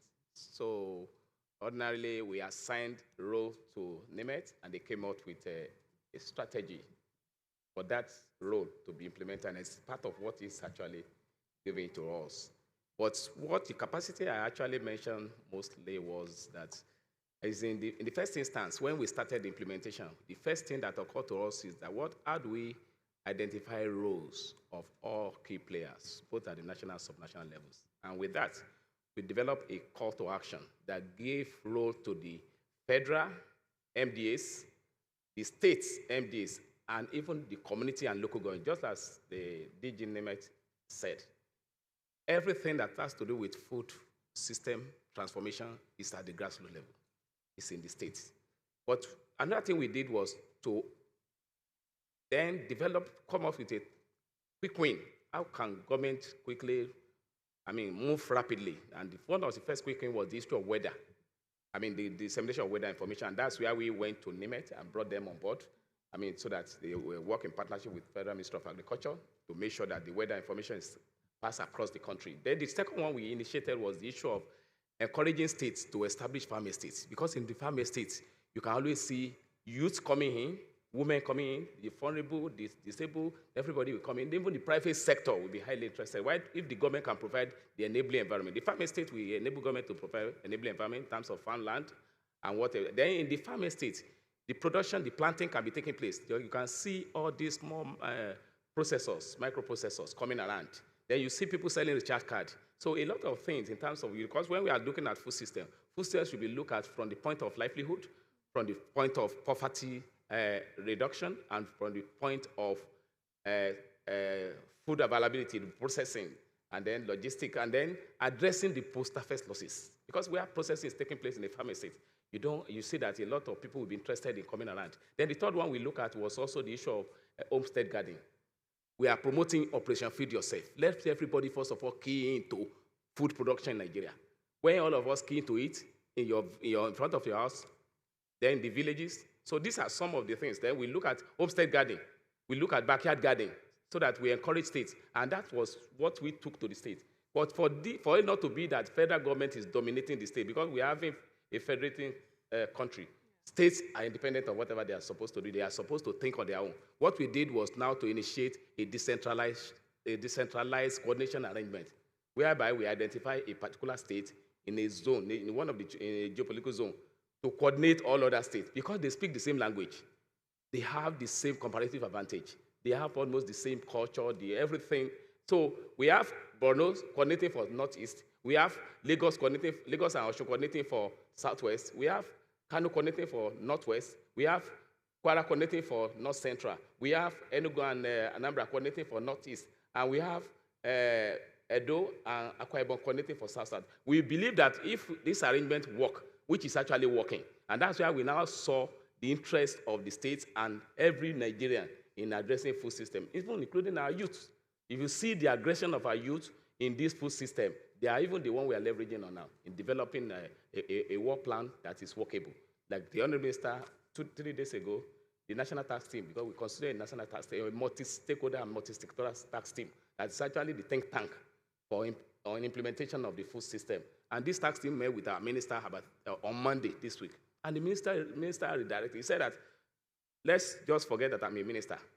Let us sit down and brainstorm. And he gave us a direction. He provided a direction that will enable the food system to emanate from the grassroots level, from the community level, local government level, and state, and not the matter of federal. What the federal do is to coordinate. The farm food is not grown in Abuja. It's not grown inside Lagos. So these are some of the initiatives that is actually bringing our collaboration arrangement to fruition. And we're also promoting school garden. We believe that we have lost our value system. Our value system is lost. Our children don't even know how foods are grown. So if we promote school garden, which is already being supported, I think the Federal Ministry of Agriculture is working on that with FAO and some of our development partners. So I can assure you that in the course of implementation, we have gathered these experiences of seeing that our youth are interested, our women are interested, states are interested, and our development partners too, particularly those ones that are actually giving to supporting food and nutrition. We have GAIN always on our side. We have USAID. We have some of them. And then the 3 lead UN agencies, they're actually on ground at any point in time, like what the country rep of FAO said. The FAO, the IFAD, and WFP, they are the 3 lead agencies of UN that were assigned to support the government of Nigeria in actualizing the implementation of the food system. And this gave us the opportunity to be one of the leading countries in the course of implementation. When we went for stock taking in Rome in July, Nigeria was given 2 major high-level events, which was supposed to be chaired by the president, but now chaired by the vice president. And another side event chaired by the vice president. No country had it in the course of reporting on what we have done as a country since 2021 to 2023. So thank you very much. Yeah. Thank you very much. So the country, through the federal government, going down to the subnational, is doing quite a bit to forestall the problems we have with food security, given the state of emergency. And you've mentioned starting from the homestead farming, to the school farming, and then the community farm estate. Little drops, but obviously will cause a ripple effect all the way down from local government to state. I think at this point, we'll take 2 questions, and then we have an online audience too. So I don't know who's operating that, but we can also take a question from the online. So that will be 3 questions. Okay. If you would like to introduce yourself, and then give us a question. Question, no long talk. Okay.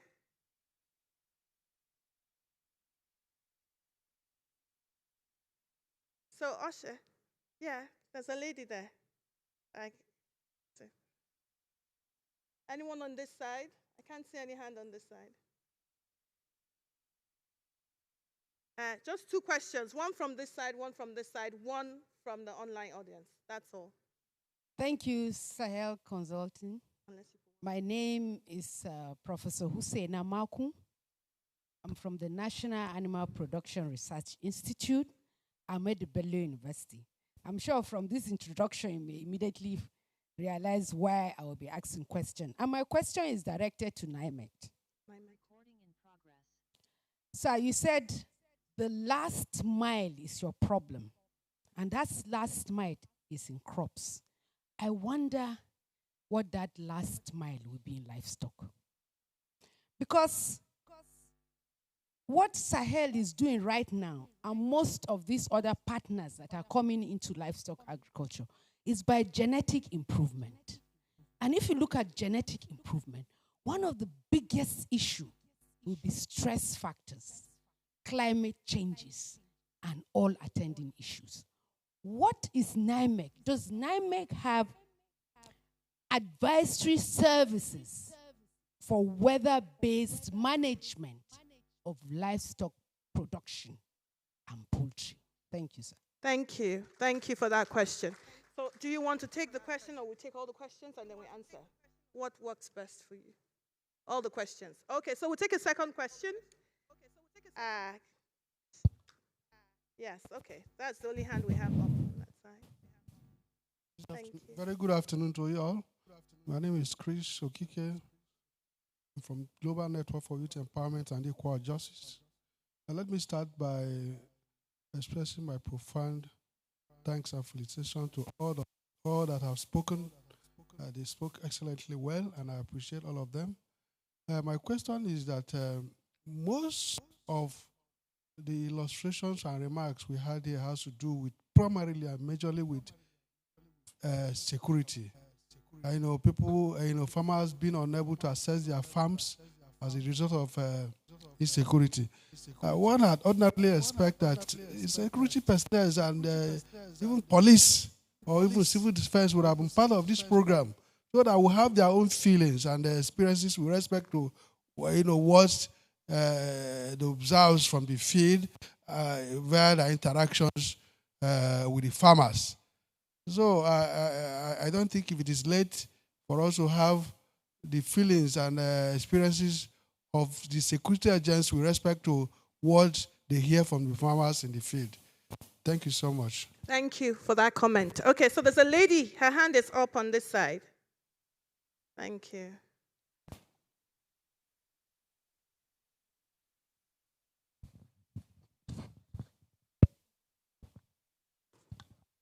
Okay, good morning. My name is Bajida Musa, and I work with Sahel Consulting. My question is regarding the HGI, that the primary home garden that they are planning to start with the pupils at the primary school. I want to ask if you are planning to work with a private institute to achieve that, or with the government institute, like with the government sector. We all know that using the private sector is one of the best shots to get things done through monitoring and evaluation. And also we have this component that we're doing at Sahel Consulting, working with farmers to do the HGI. And it's really kind of time-taking, and it needs attention. So I want to give a suggestion that they should consider a private sector in implementing this with the pupils. Thank you. Thank you. So we'll just take questions, because we only have two questions, only one question really. So I'll just take one more question, and then who is handling online? Do we have any question from online? Aisha? Okay. So who is taking the online question? All right, yes. Go ahead, sir. Thank you.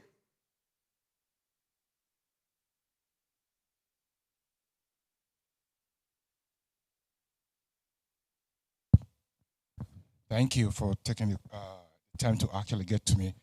My name is Dr. Tony Aduro from Aduro Farms in Ondo State, Oktukwa, Ondo State. But I'm based in US. I got interested in this kind of something. That's why I just came down yesterday, 2 days ago from US to come and attend this something also, so that I can take part in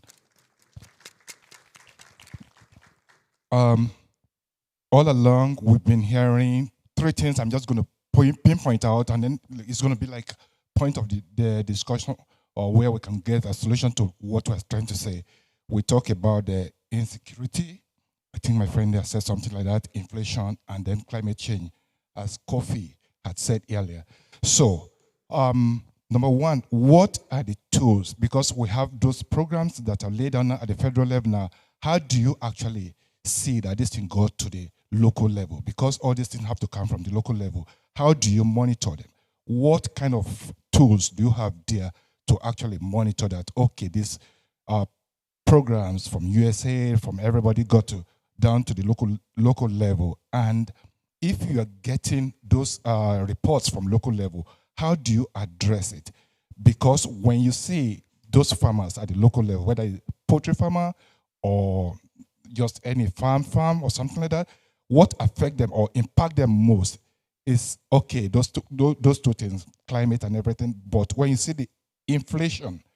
How do you address this part when a farmer, like a poultry farmer, could not afford now to buy feed for the, like for the poultry or for the chicken that are there? If they are not able to buy them, the chickens are there, they're going to die. You have to feed them, and you can't increase the price. You can't do anything. That is one thing. I think we can only take one. Sorry. Okay. Yes. No. It's just the last one. Okay, I'll just say. Okay. So, we're just talking about the climate change.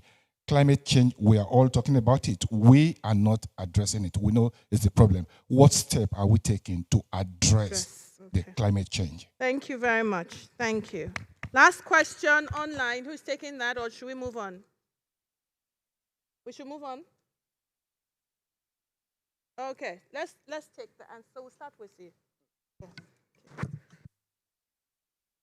Okay, thank you so much. Thank you, Professor Makun, for this. The online question is on the screen.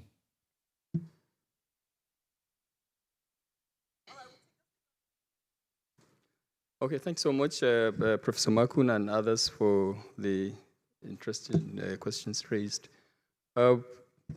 Yes, we do have customized forecast advisories for agriculture. And we're very mindful about how weather affects crops.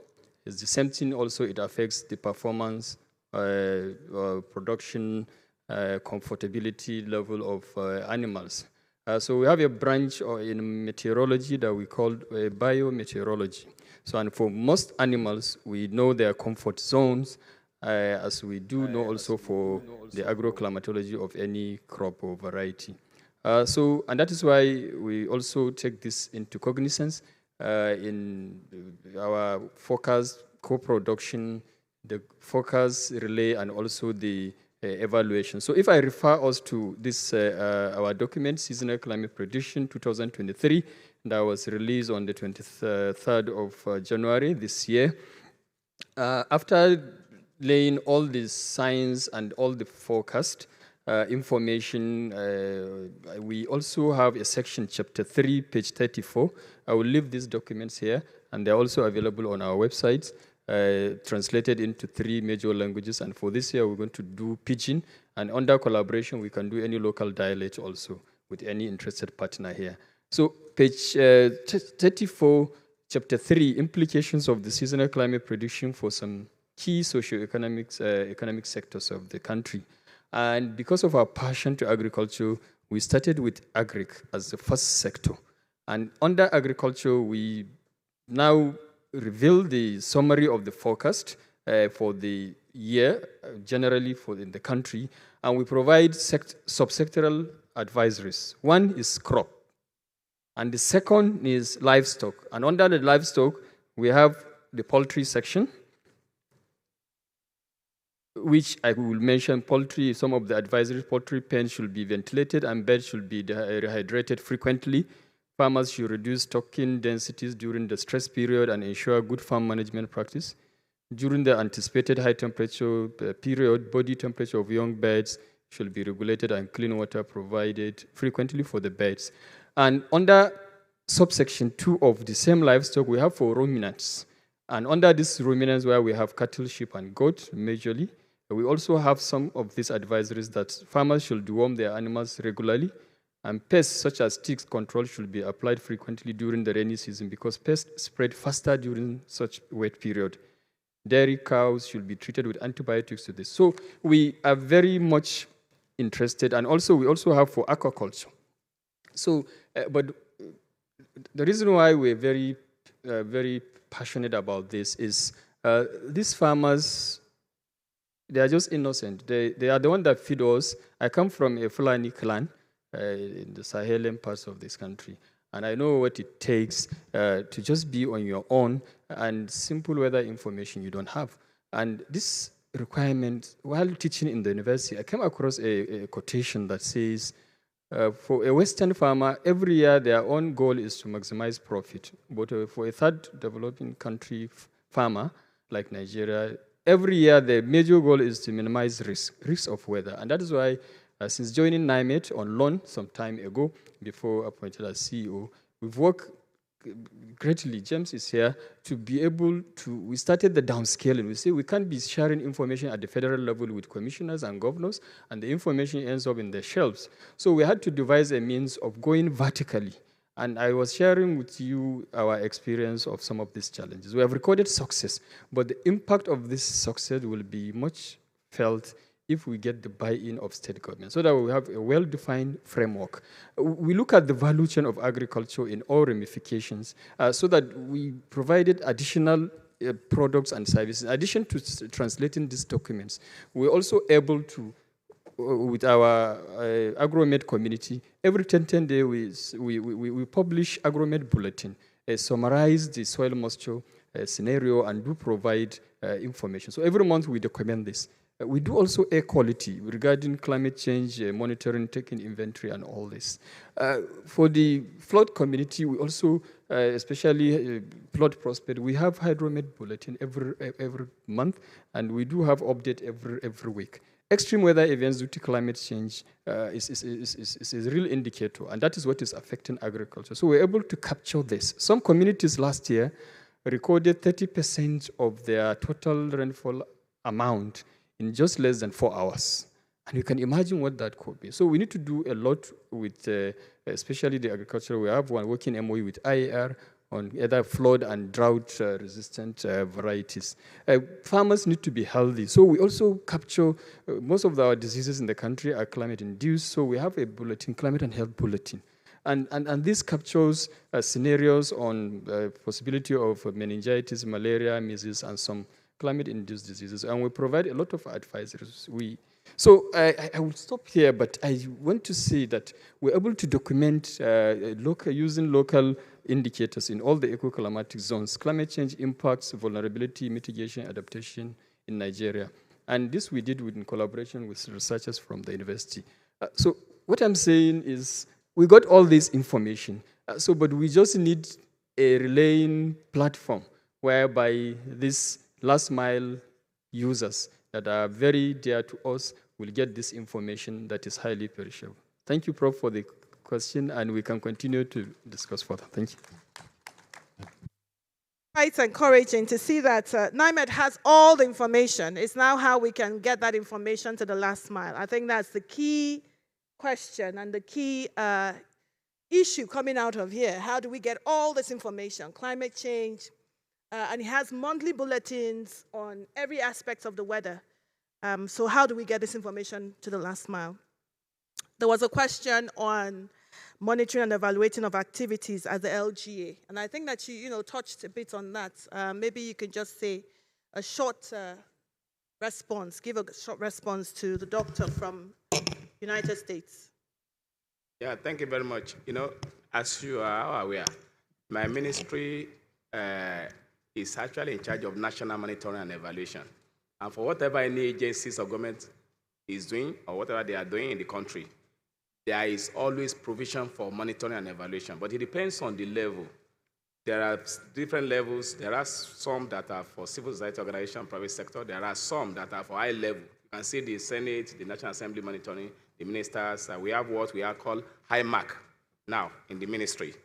It is a platform. It is an application that you can always log in onto and get information on projects across the country. But having said that, in the food system, we are developing an implementation strategy now, a national implementation strategy for the 70 priorities identified as problem of Nigeria food. And in it, we are also having a monitoring and evaluation framework to be attached to it. And the development of this thing is actually the work of all relevant stakeholders, including the academia, the private sector, the MDAs, and every other person that our development partners. And that was the one I said that part of what the minister said that we should go and review, and that's what we are going to do this Friday to Sunday now. We are going to bury ourselves in a particular hotel, all the members of tax team. So the private sector are actually taking cognizance of. And in fact, in the implementation of the food system, private sector is key. Government cannot do much. If we are talking of the farm estates, private sector is key in terms of developing the processing zone and for whatever we want to do. So the private sector is recognized, and we are ready to partner with you. We are also setting up a national public-private sector engagement committee now that will be the one that will drive the process of the food. We are also encouraging, we are also working on a committee that will work on, because the issue of food, all these small processing MSME is a problem of financing. So we are looking at resource mobilization and financing so that we'll be able to have, how can we develop a bankable project proposal that will support any component or any chain of the food system, including planting, ordinary seedling, then processing, logistics, storage, and some other things. We have a lot of investment in food system. The issue of post-harvest losses, we attract investment in storage facilities, in the post-harvest infrastructure, including cold chain. So these are some of the things, and we rely on private sector to drive this for us, while the government will provide the enabling environment. Thank you very much. Thank you very much, Doctor. So in closing, we have a lot of partners here from the third sector, we have from the private sector, a lot of capacity in here that can support what the government is currently doing to scale up innovations. So I'll come to you first, Doctor, because you've talked about partnerships. What commitment are you making going forward from here, financially, whatever programs, to the partners that are here that can key into and support with your push for food and nutrition security? So this is your 30-second pitch. Thank you very much. Honestly, it's a question that is very hard. Ordinarily, by the time we commenced the implementation, and when we started the idea of what do we need to do with respect to actualizing the implementation of the food system, we first of all brought all our development partners together to a discussion by the immediate past Honourable Minister of State, Budget and Planning, and National Planning. And now we are also going to replicate the same. So our partners are actually join us. The UN is already committed, and they also have special attention in their country program for the food system transformation. Then some other INGOs too, like GAIN has always been with us. They have been performing excellently in the national tax team, that is the brain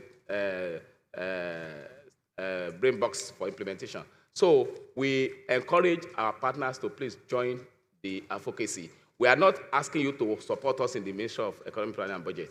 We are encouraging you to help us support states on those areas that will enable states to increase production, especially farm output, and even to also support local governments wherever there is need for them to be supported with seedlings and whatever will make our output increase. Thank you very much. Thank you. Professor, you have shown us quite a lot of data. Also, you're known for excellency within the continent. What commitments are you giving the partners here, both public, both private, and the third sector, that you as NIMED going forward will make to help you achieve your most recognized problem, which is the last mile access through the states?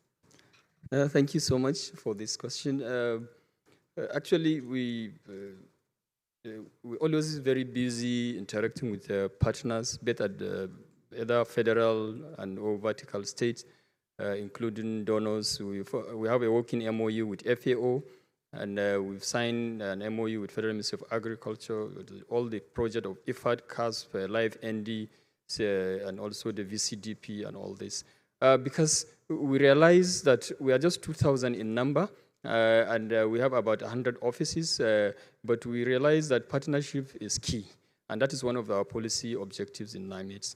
And as such, our doors, windows, and arms are very open for partnership, and food security falls under the public weather information that we provide at no cost. So please, you can approach us at any given point, either through our social media or through our website or through our state offices or at the headquarters. We are based at the airport. We very open for partnership, and we can guarantee and promise that we can use this platform through partners, because you have access. We value partnership, especially community based projects, programs, because they provide us with a relay platform to relay this information to the users. So we do two things. Please provide us access to the users through your projects, and then we also maintain a two-way communication with that access so that those users will now get their feedback from them. How do they feel about the focus? At what form and format and frequency do they want it? And also, we can get this tailored demand by the users. And this helps us very much a lot. And we can tell you we don't charge anything for data, whether of information, products, and services regarding agriculture. And we have very experienced staff. James has been working with you, so we have a robust Department of Applied Meteorology, which specializes in agrometeorology. James did first degree in agriculture, and he has done a lot. And he's part of even WMO Agriculture, Agroclimatic Technical Commission. So a lot of skills and localized skills. I'm proud to mention that even our website, even this app was developed by our own ICT expert with no single input from any consultant. So we're very open. Please approach us. We've signed more than 100 MOUs. We've intervened in over 120 Nigerian higher institutions to try to see how we can work together and get more research activities, especially towards agriculture. So you're welcome. Weather is life, and life is weather, and we can do a lot together with you. Thank you so much. Just, you wanted to make a brief comment before we close. Thank you. Thank you very much. I just want to reestablish the fact that our working in the food system is highly collaborative, and also to emphasize the fact that at the inception of the food system implementation, in fact, the exploratory dialogue that led us to 78 priority actions, Sahel Consulting is one of the foundation for most of what we developed on food system transformation. So I was not surprised when they came around and said that we should come and discuss this, and when they came up with this transformation arrangement. And I still want to congratulate Sahel Consulting and encourage them to continue to do more. And God will continue to strengthen the organization. Thank you. Final word from DG NIMET, and then we'll Okay, close. thank you so much. Sorry, I just have one information that I think I could share. If this could trigger interest. While teaching, I've participated in a project called Farmer Managed Natural Regeneration Project in the Sahel, cut across Sahelian countries of Niger, Burkina, and parts of Senegal. And I've seen how simple adoption of this gao tree, Federbea albida, that has a phenomena of dormancy during the rainy season and then flourish during the dry season. And this brings about a lot of natural fertilization. We've seen in some fields that they've got more than 600% increase in yield without application of a single fertilizer. And this started with an NGO project. And as a result of this, if you check satellite now, extreme southern Niger is greener and has more tree density species than extreme northern Nigeria. And extreme northern Nigeria is a bit southern in terms of latitude and climate, and should be wetter and should be denser. And we do a lot of mass destruction of over 400,000 hectares of trees in Nigeria, and this is really not helping us. So we have to, if partners, we're very much interested, if partners could come up with, we can do a proposal and see how we can integrate relevant MDAs and work on this. I participated in the project as a climatologist and trying to query whether the greening of the Sahel was as a result of rainfall. But we realized it wasn't rainfall recovery, but it was as a result of this farmer-managed natural regeneration model. Thank you so much. Thank you.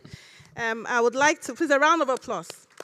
I would like to thank Dr. Sanjo and Professor Mansa for this very illuminating fireside chat. I think some of the obvious issues as been discussed before is that collaboration is a key element to scaling the innovations that can protect us from food and nutrition insecurity. And they've opened the floor. They say their shops are open, partners. They're already partnering with some, but I think that the key thing for us now is scaling up what has been done and being able to take that and take it down to the local government, to the very last mile, because that's the most important and essential part, an element of being able to protect food and nutrition in Nigeria. So thank you very much for listening, and we'll go on to, and I want to thank our fantastic panelists up here. Thank you very much.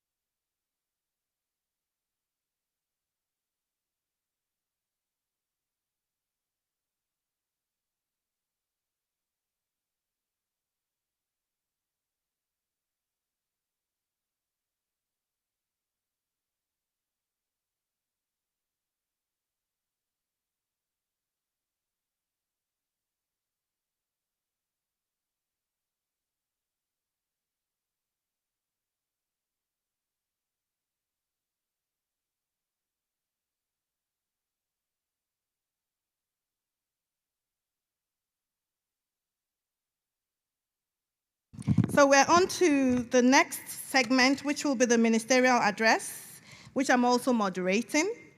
And I would like to invite up the Minister of Agriculture and Food Security, as represented by Mrs.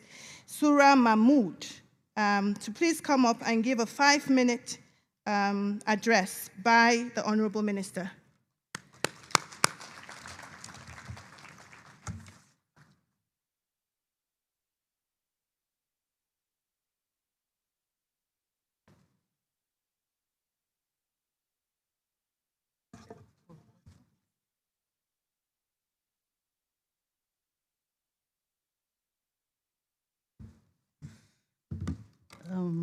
Thank you very much, Madam Moderator.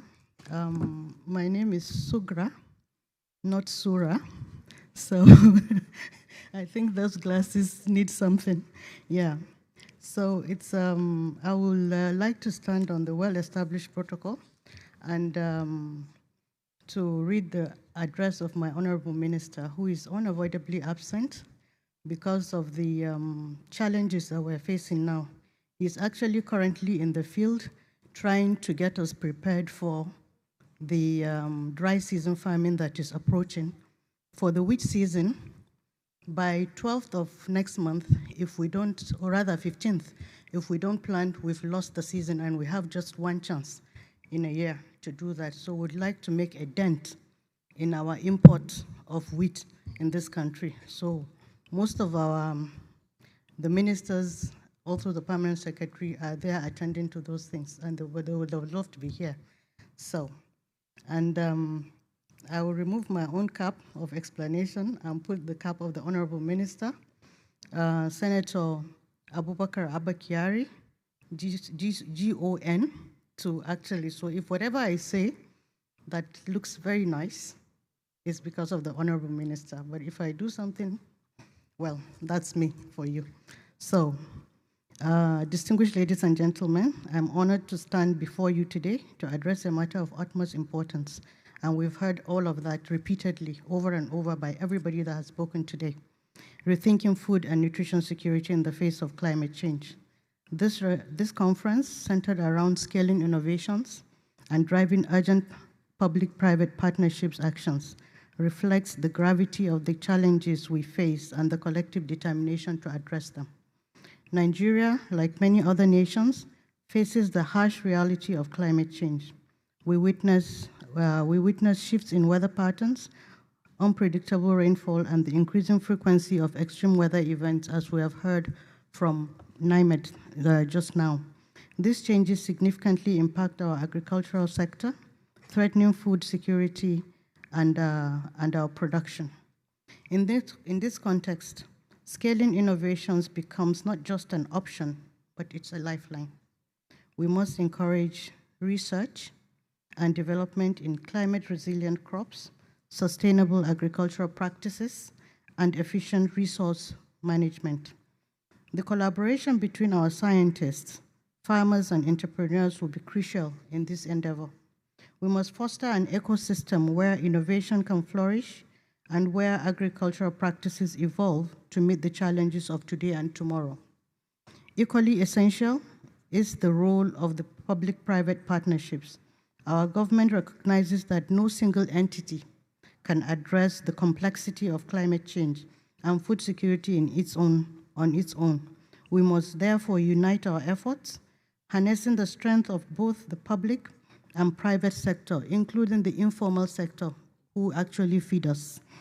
By doing so, we can mobilize the resources, expertise, and innovations necessary to confront climate change head-on. However, we must act urgently. I think there was one of the, was it World Economic Forum, or that it was the imperative of now, and that is what is really facing us now. Climate change is not waiting for us to catch up. The challenges are pressing. The consequences of inaction are severe and something that should not be contemplated. We must invest in climate-smart agriculture, sustainable land management, and the development of resilient food systems. In this journey, the President Tinubu-led administration commits to playing a leading role. We will work tirelessly to create an enabling environment for innovation and investment.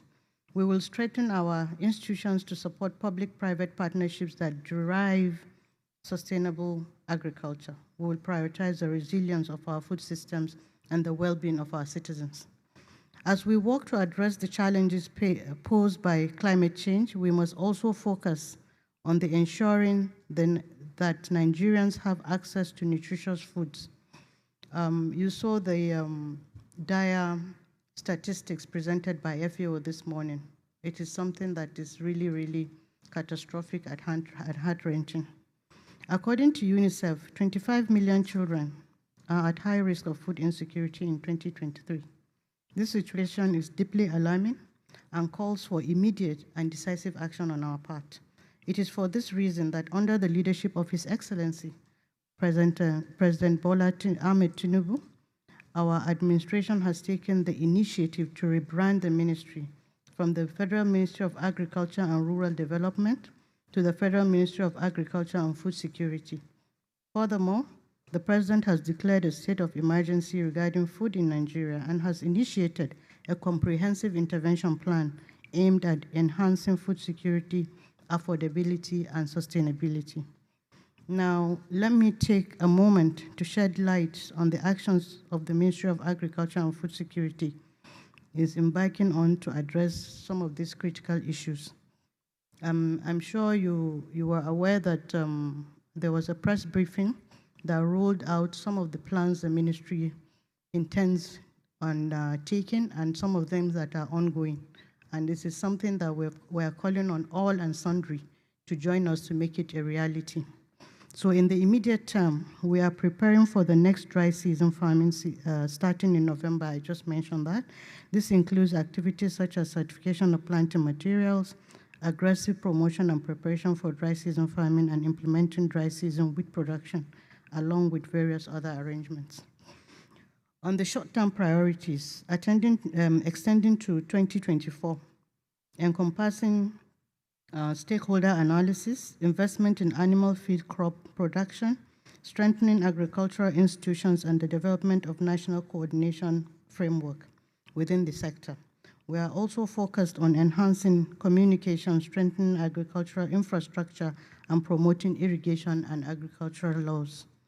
In the medium term, ladies and gentlemen, from 2024 to 2026, our efforts will be directed towards the development of digital ICT mobile-based agro-industry systems, with a particular focus on protein from animal sources.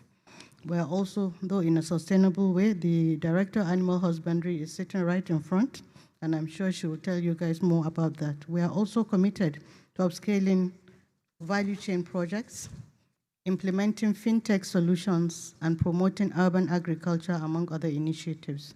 Dr. Johnson Jofani Rom made mention of the Homestead Garden, and it is something that we're fully committed to. We've been doing it and we'll continue to do it. Looking ahead to the long term, from 2024 to 2027, ladies and gentlemen, Our actions include the development of National Agricultural Database, as we're very certain that the issue of data cannot be overemphasized. Whatever we do, if we do it without the necessary data, at best, we're just doing guesstimates. And that has to stop, and we redirect our effort in that direction. And repositioning agricultural institutions to deliver for what we need to do. They need to be doing demand-driven research that will meet the needs of the market and the challenges that we find today, ourselves in today. And addressing issues related to cold chain systems. Again, Dr. Sanjafari made mention of that, and as like others did. Without cold chain, ladies and gentlemen, food safety is at stake, market is at stake, where the African Continental Free Trade Area Agreement has been signed, and Nigeria is the largest market, but we cannot be. We have to be the largest producers, and for that we need cold chain. Agricultural breeders need to breed for sustainability, all the genetic improvement that we require. The DG NIMET has made mention of some of these things, and animal disease-free zones for our food safety and also for nutrition. As I conclude, let me emphasize that rethinking food and nutrition security in the face of climate change is not just a task for governments or businesses alone. Ladies and gentlemen, it is a shared responsibility that involves civil society, academia, international partners, and every citizen that is on this soil called Nigeria. Together we can build a future where no one goes to bed hungry, where our food systems are resilient and are working for people, planet, and prosperity, and where environments are thriving. I invite all of you to engage actively in the discussions and collaboration that this conference will undoubtedly foster. Let us seize this moment to rethink and reshape the future of food and nutrition security in the face of climate change. Thank you very much. God bless you, and God bless the Federal Republic of Nigeria.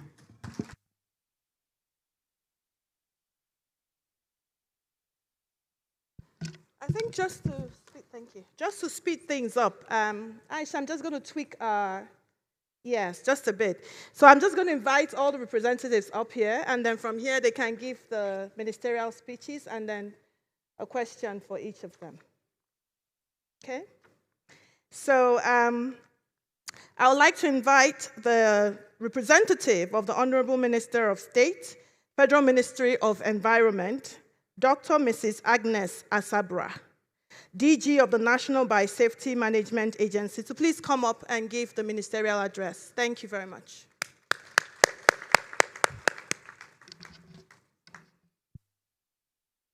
I'd like to invite the representative of the Honorable Minister of Industry, Trade, and Investment, as represented by Mr. Dafang I. Sule. You're very welcome. And so we'll do it this way, madam. You just take the podium so that for aesthetics to give the address, and then thank you very much.